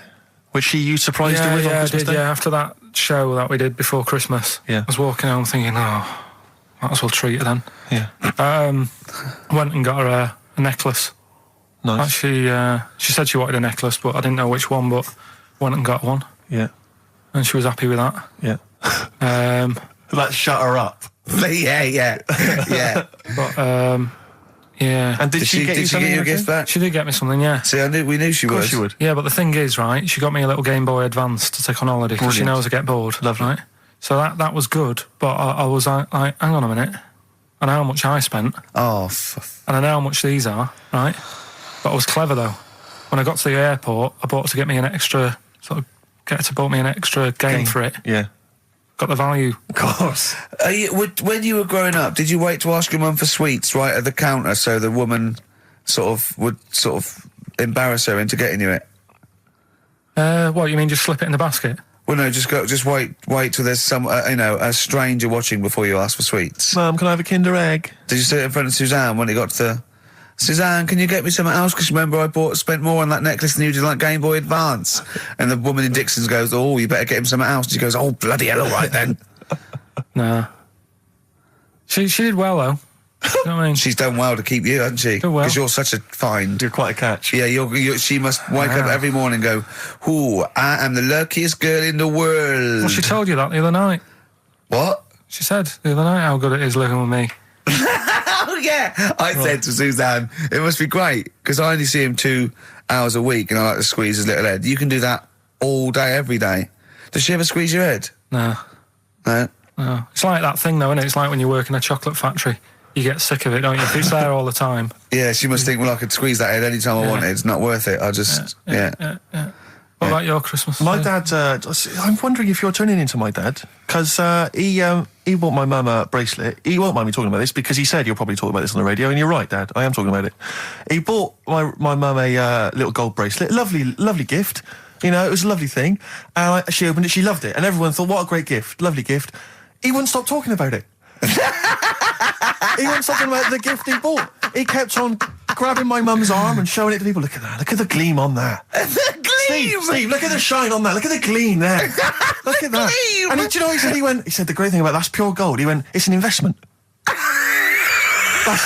That's an investment, that. Because gold, you know, it's always worth something I gold. love that when people get a gift and it goes an investment. I love it. But what? Not only does it sort of take away any of the romanticism of it, but it was the way he constantly was talking about how great a gift it was that he bought. I haven't heard the word gleam for 30 years. Look at the gleam on that. The gleam. Look at that. Look at the sparkle on that. And look at that. And it looks like rope. That's what he kept saying. It looks like rope. It looks like gold rope. And he just can't. I heard it. He disappeared. We were opening gifts. He went disappear. I could hear him in the kitchen going, thinking about that's pure gold. That Elaine, that's pure gold. I might melt that down. Yeah. John, next door neighbour. John, look at that. Look at the shine on that. That's great. That's brilliant, though. But it doesn't sort of undermine the gift a bit if you keep on droning on about people, if people enjoy giving, that's nice, isn't it? And you got to, you know, what did your mum say? She loved it. She couldn't get a word in edgeways. That's a step up from a jar of coffee, though, isn't it? It is a step up, yeah. That's good. Oh. What about yours? I didn't get my mum and dad anything this time. No, because I'm always treating them anyway. Whenever if they need a few quid, if I can help them. Well, you are the gift that keeps on giving, Carl. No, but don't just go giving anything just for the sake of it. You know what I mean? Wait for the time that's right, sort of thing. Just because it's Christmas. Because... yeah, I mean, there's no better time, is there, really? No, I just was going to say my mum and dad didn't get me anything, but they did. What'd they get? But, just some money. Mm. But, I'll get them something when the time's right. Do you know what I mean? They always need bits and pieces through the year, so... Yeah. I'll look after them. Sure.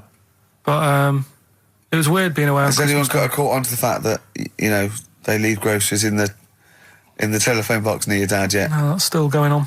Is it? Going on, yeah. Oh, that's fantastic, isn't it? That is just fantastic. So when he needs a loaf of bread, pint of milk, just goes down.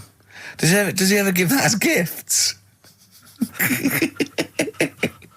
Now listen, are we doing the film thing in a bit? Oh. Got more prizes. Yeah. Is it better than Rockbusters? It's all right. I did it in a bit of a rush because I was only in yesterday, wasn't I? Sure. Well, yeah, if you take 3 holidays a year, then there's not enough time for the work. Me and Steve like to, you know, put our priority into, you know, doing the work, coming up with a good product, and getting a holiday when we can. You know, I haven't really. I'd love a holiday, Rick. You know, I'd love a holiday. But I don't do the holidays for me. It's for Suzanne, isn't it? She's the one who likes going away. With you? I'll just go, so I'll go with her, do me bit. When you were playing Game Boy, right, and you'd looked in the hole, and you were reading your book, what is she doing? She'll make things seem more interesting to me. Do you know what I mean? So, like, when we're at the Owl, and the bus driver said, "You've got an hour here," I said, "Why have I got an hour here? I go to a funeral with someone who I loved in the ground and don't spend an hour around it. Why do I want to... Do you know what I mean? Why do I want to spend an hour looking in this?" Wasn't that terrible when you're out, you just shot up in all this magma? Yeah. That was terrible, wasn't it? That was the worst funeral you'd ever been to, wasn't it? But she'll tell you, that would make funerals more interesting. If they just... It was a cremation and a burial. Yeah. You just put them in a volcano and they go 2, 3, here they go, whee, up to heaven. I was having a conversation with my flatmate about songs that would be inappropriate to have at your wedding, at your funeral. And horny, surely is one. It, yeah, it was what we were thinking. Really? Yeah, that was the first one we came up with. I'm horny, horny, horny, horny. That was the first one we came up with. Isn't Robbie Williams' Angels one of the... Yes. Biggest and ones. I think Wind Beneath Your Wings. Yeah. I think is apparently quite popular. Oh, yeah. Yeah, we play that on Auntie Nora's, aren't you? Bit of Boston? Yeah. A bit of who? Busted? Boston, more than Boston. a feeling. Right. It's much more than a feeling. Boston, more than a feeling. XFM 104.9. Well, another big moment here. We've had Rockbusters. Now we're going to have Carl's film quiz thing, isn't it? Yeah, it's a film quiz thing. I've done Planet of the Apes, right? Because one of the things we did in Lanzarote went on this tour with sort of 3 northern blokes, and they didn't really know what they were talking about. Joking. You're joking.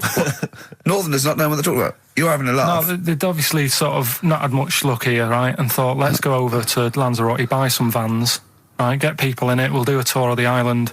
And whenever someone asked the question like, what year did the volcano happen? They go, we'll take you to the visitor centres. You can read about it there. So they never actually answered anything, right? So they were useless. But one of the things that they told us was that Planet of the Apes was filmed in Lanzarote. Right. Okay. Right. That makes sense. A bit of it. Well, does it? Does it make sense? Well, what do you mean? Well, maybe it was, maybe it wasn't. Okay. Anyway. No. I mean, if they wanted to show sort of an hour and sort of barren, sort of post-apocalyptic sort of subject, choose where you went on holiday. Yeah. Obviously. Yeah, but when we were there, he took us to this sort of beach, and I said, "Is this where they did it?" And he was like, "Yeah." I said, "What? Right there, yeah." And I watched it, and I couldn't see where I was.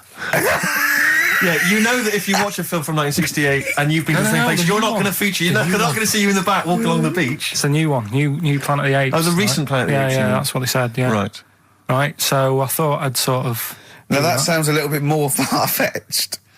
I'd have thought that was probably a lot in Hollywood. Yeah. Well, anyway, is this the current Planet of the Apes or the old one you've done? Current Planet of the Apes. This is the recent one. All right, therell be a question at the end of it, so listen on that. Is this entertaining to anyone, this? I mean, just take the last 4 minutes of conversation. But seriously, Rick, who cares? I don't. Do you? No. I don't.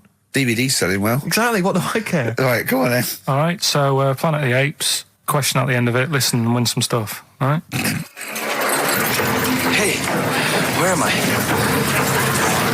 What is this place? Hang on a minute, I'll have a look. According to the Lanzarote guide, we've been dropped off at the volcano bit. Apparently there's 36 volcanoes here to be seen. I hope you don't mind my saying, but this is a waste of time. I know what you mean. Don't know why they need 36 volcanoes. Just keep one. Fill the rest in. Like a car park or something. Excuse me, guide. What's why's the bus dropped us off here? What's so special about this place? Well, according to our holy writings, that is where creation began, where the Almighty breathed life in the time before time. Wow, it's amazing, that, isn't it? All this has been stood here for years and years. What about the coffee shop there? Is that old, is it? Well, nothing. You're out to rip us off. I raised about £4 for a coffee there. Always ripping people off. That's what annoys me with these trips. You get us in the middle of nowhere, we die in a thirst. I'm not able to do without. The reason I've come here, I believe this is where they did Planet of the Apes, innit? Love monkeys. Especially the ones in Planet of the Apes, because they talk and that. Talking monkeys can't exist. Joking, aren't you? Of course they can. Getting up to all sorts of stuff. I read about a monkey the other day who worked on the railway. Right, there was another one about a chimp that did a bank job and went off to Spain to sort of... Shut up! Oh, yeah. What is that? Little monkey fella. It's come from that little coffee shop. It's been serving coffee. Now that is worth paying £4 for. No, you're teasing him. I'm not teasing it. It's working, isn't it? It's serving the... We want some coffee. Get us some coffee. I've heard about this. You can buy coffee that's been sort of hand-picked by monkeys. It's like Coffee Mate, except it's more sort of coffee primate. Yeah. Hello, little fella. We want coffee. What do you mean, we? You're gonna have a coffee, aren't you? What else are you gonna do? Go and look at another 35 volcanoes? I'm staying here. I'm having a monkey coffee. It's brilliant. You find this amusing? Jesus, it's a talking monkey. Right, mate. Have a couple of coffees. Don't start now. We're off duty. I'm starving. What do you mean you're off duty? Have you been on us later? Just get us a couple of...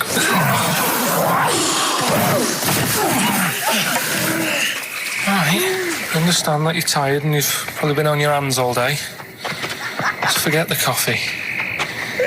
You go and get some lunch. After you've got some coach, you lazy ass. You damn human!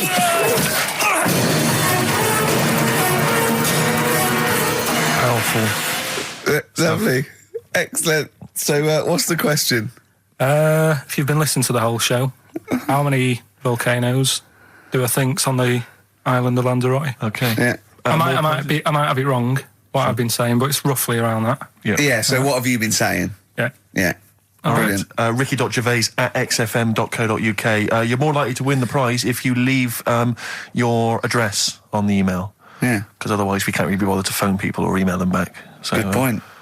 Put your address on there and you could win some crap. In a jiffy bag. Carl's theme tune there by Placebo. Special Needs on XFM 104.9. All right. New Year's resolution, Carl? I don't know. I don't do it, really. It's more like something like, I don't know, start smoking? Do you know? There must be something. No, it's a waste of time, isn't it? Don't bother with that. Right. You see? Me, no, I've never really made any New Year's resolutions. I just be good to people. Just treat everyone as you want to be treated yourself. Give to charity. Hate, crime, racism, famine, sexism. I know you're going to keep to all those, except the give to charity. Me and Carl find that a little bit hard to believe. Never gonna happen. Well, you've always got to break at least one of your New Year's resolutions. Exactly. Yeah, well, I think I'll be nicer to Carl. What about learn more? I was thinking that. I want to learn more. I'm always teaching you stuff. I've got. I watched. I'll tell you what. Christmas telly was dreadful this year. I don't know if I've hit that age where I think consciously I thought this is worse than usual. Yeah. And I ended up watching Discovery Channel and History Channel again, and I watched 4 episodes in a row of this fantastic documentary, 1418 War, narrated by Dame Judi Dench. And it's brilliant. I just can't get enough of it. I hated history at school, and now I want to know everything. Yeah. And I think that's mine. Learn all the stuff about stuff. I like learning though. I always say that to you. I'm always looking up stuff. When I was on holiday, even though it was sunny outside and they had big holes to look at if I wanted to, I stayed in and watched Discovery there and was watching stuff about scorpions and that. Yeah. What did you learn? Well, nothing, because it was all in Spanish. But I just watched it. What I found odd, right? What I found... Scorpions, I get it. It's only about poison you get with. What I don't understand is with scorpions, right? They have like this sort of weapons, don't they? They have the poison and stuff, right? Yeah. Which can kill a man. Yeah. But there was a couple of little animals and that were its sort of enemy. Yeah. And it stung them, and it didn't kill them. So what's the point? Well, firstly, not all scorpions kill a man. Some of them, this one did. They said. Yeah, well, they range from like bee stings to so much venom it can take down a horse on things like spiders and snakes and scorpions. So it depends.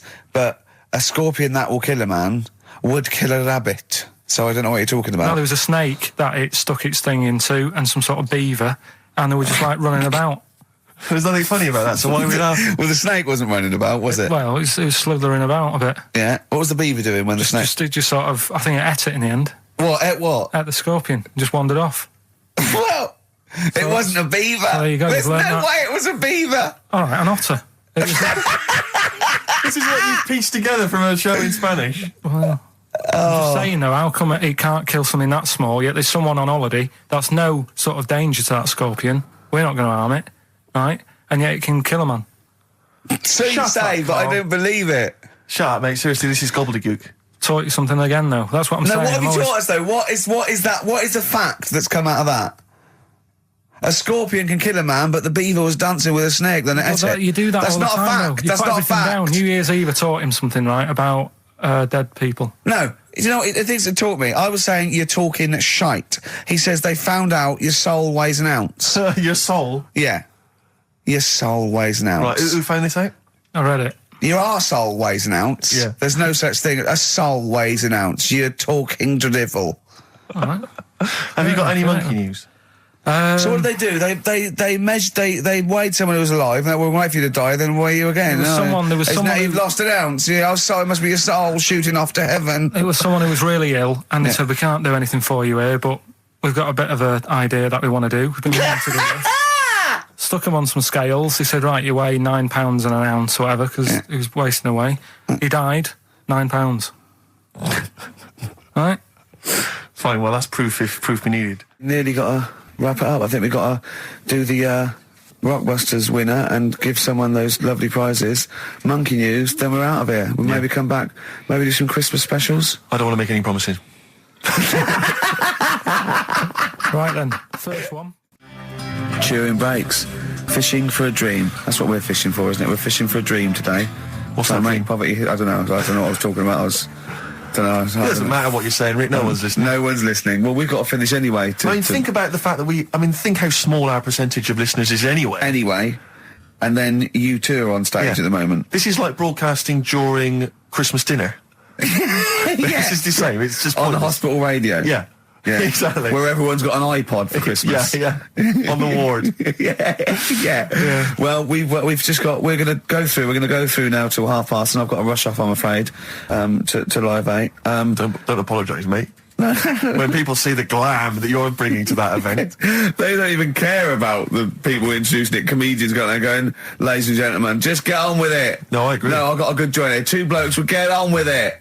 Bring on Madonna. But we're going to give it to them, Carl. We're going to go through to the end. We've done everything we have to do. Monkey news, the final monkey news of the year, possibly. It's been a joy. I'd just like to say, on behalf of myself, Steve Merchant, and this little bald mank. It's been a pleasure. Yeah, speak for yourself. Yeah. I feel drained today. Do you? Go on. This is the strangest radio show in the world. Yeah. Isn't it? Yeah. Because when we can do that, we can talk about this and go, I feel drained today. Just like he's not... Like, no one's listening. Because that's the sort of thing you say socially and no one listens. Like, just when you're watching up, I feel drained today. It's rhetorical. Yeah. You're not expecting anyone, not even your loved ones, to go, oh, really? They just go, that. But to do it live on air, no one's listening. What I mean is just give us a jingle. But the exactly. But the truth is, the contempt we have for our poor listeners is unbelievable. The listeners aren't listening, and we don't want to be here. So this really is one of the most pointless things ever. No, I would have been quite happy to do a full show. But you know what? The flow of it's just. I would love to listen to this back in 10 years. This actual show. Let's keep this forever. Let's keep this show forever. The show we went early. We were bored. It was a day we're trying to save Africa, but we're a little bit annoyed that no one's listening. Yeah, right. Right, once and for all, the final monkey news of the year. Oh, go on. What were you going to say? No, I was just going to say, if you're not into the Live 8 and you're gay, you're not listening, because you're on a walk. Game went on for hours, right? No one's listening. The terrible thing is that not even we're listening to Carl now. I know. Literally no one is listening to Carl. Insulting. There was a lot of smoking going on. It's going on. A lot of eating and nuts going on. That was a bit weird, because they don't normally get through as many, but for this night... So, come on, let's just play Bruce. Goodbye, everybody. See you maybe at Christmas time. Goodbye. Yeah.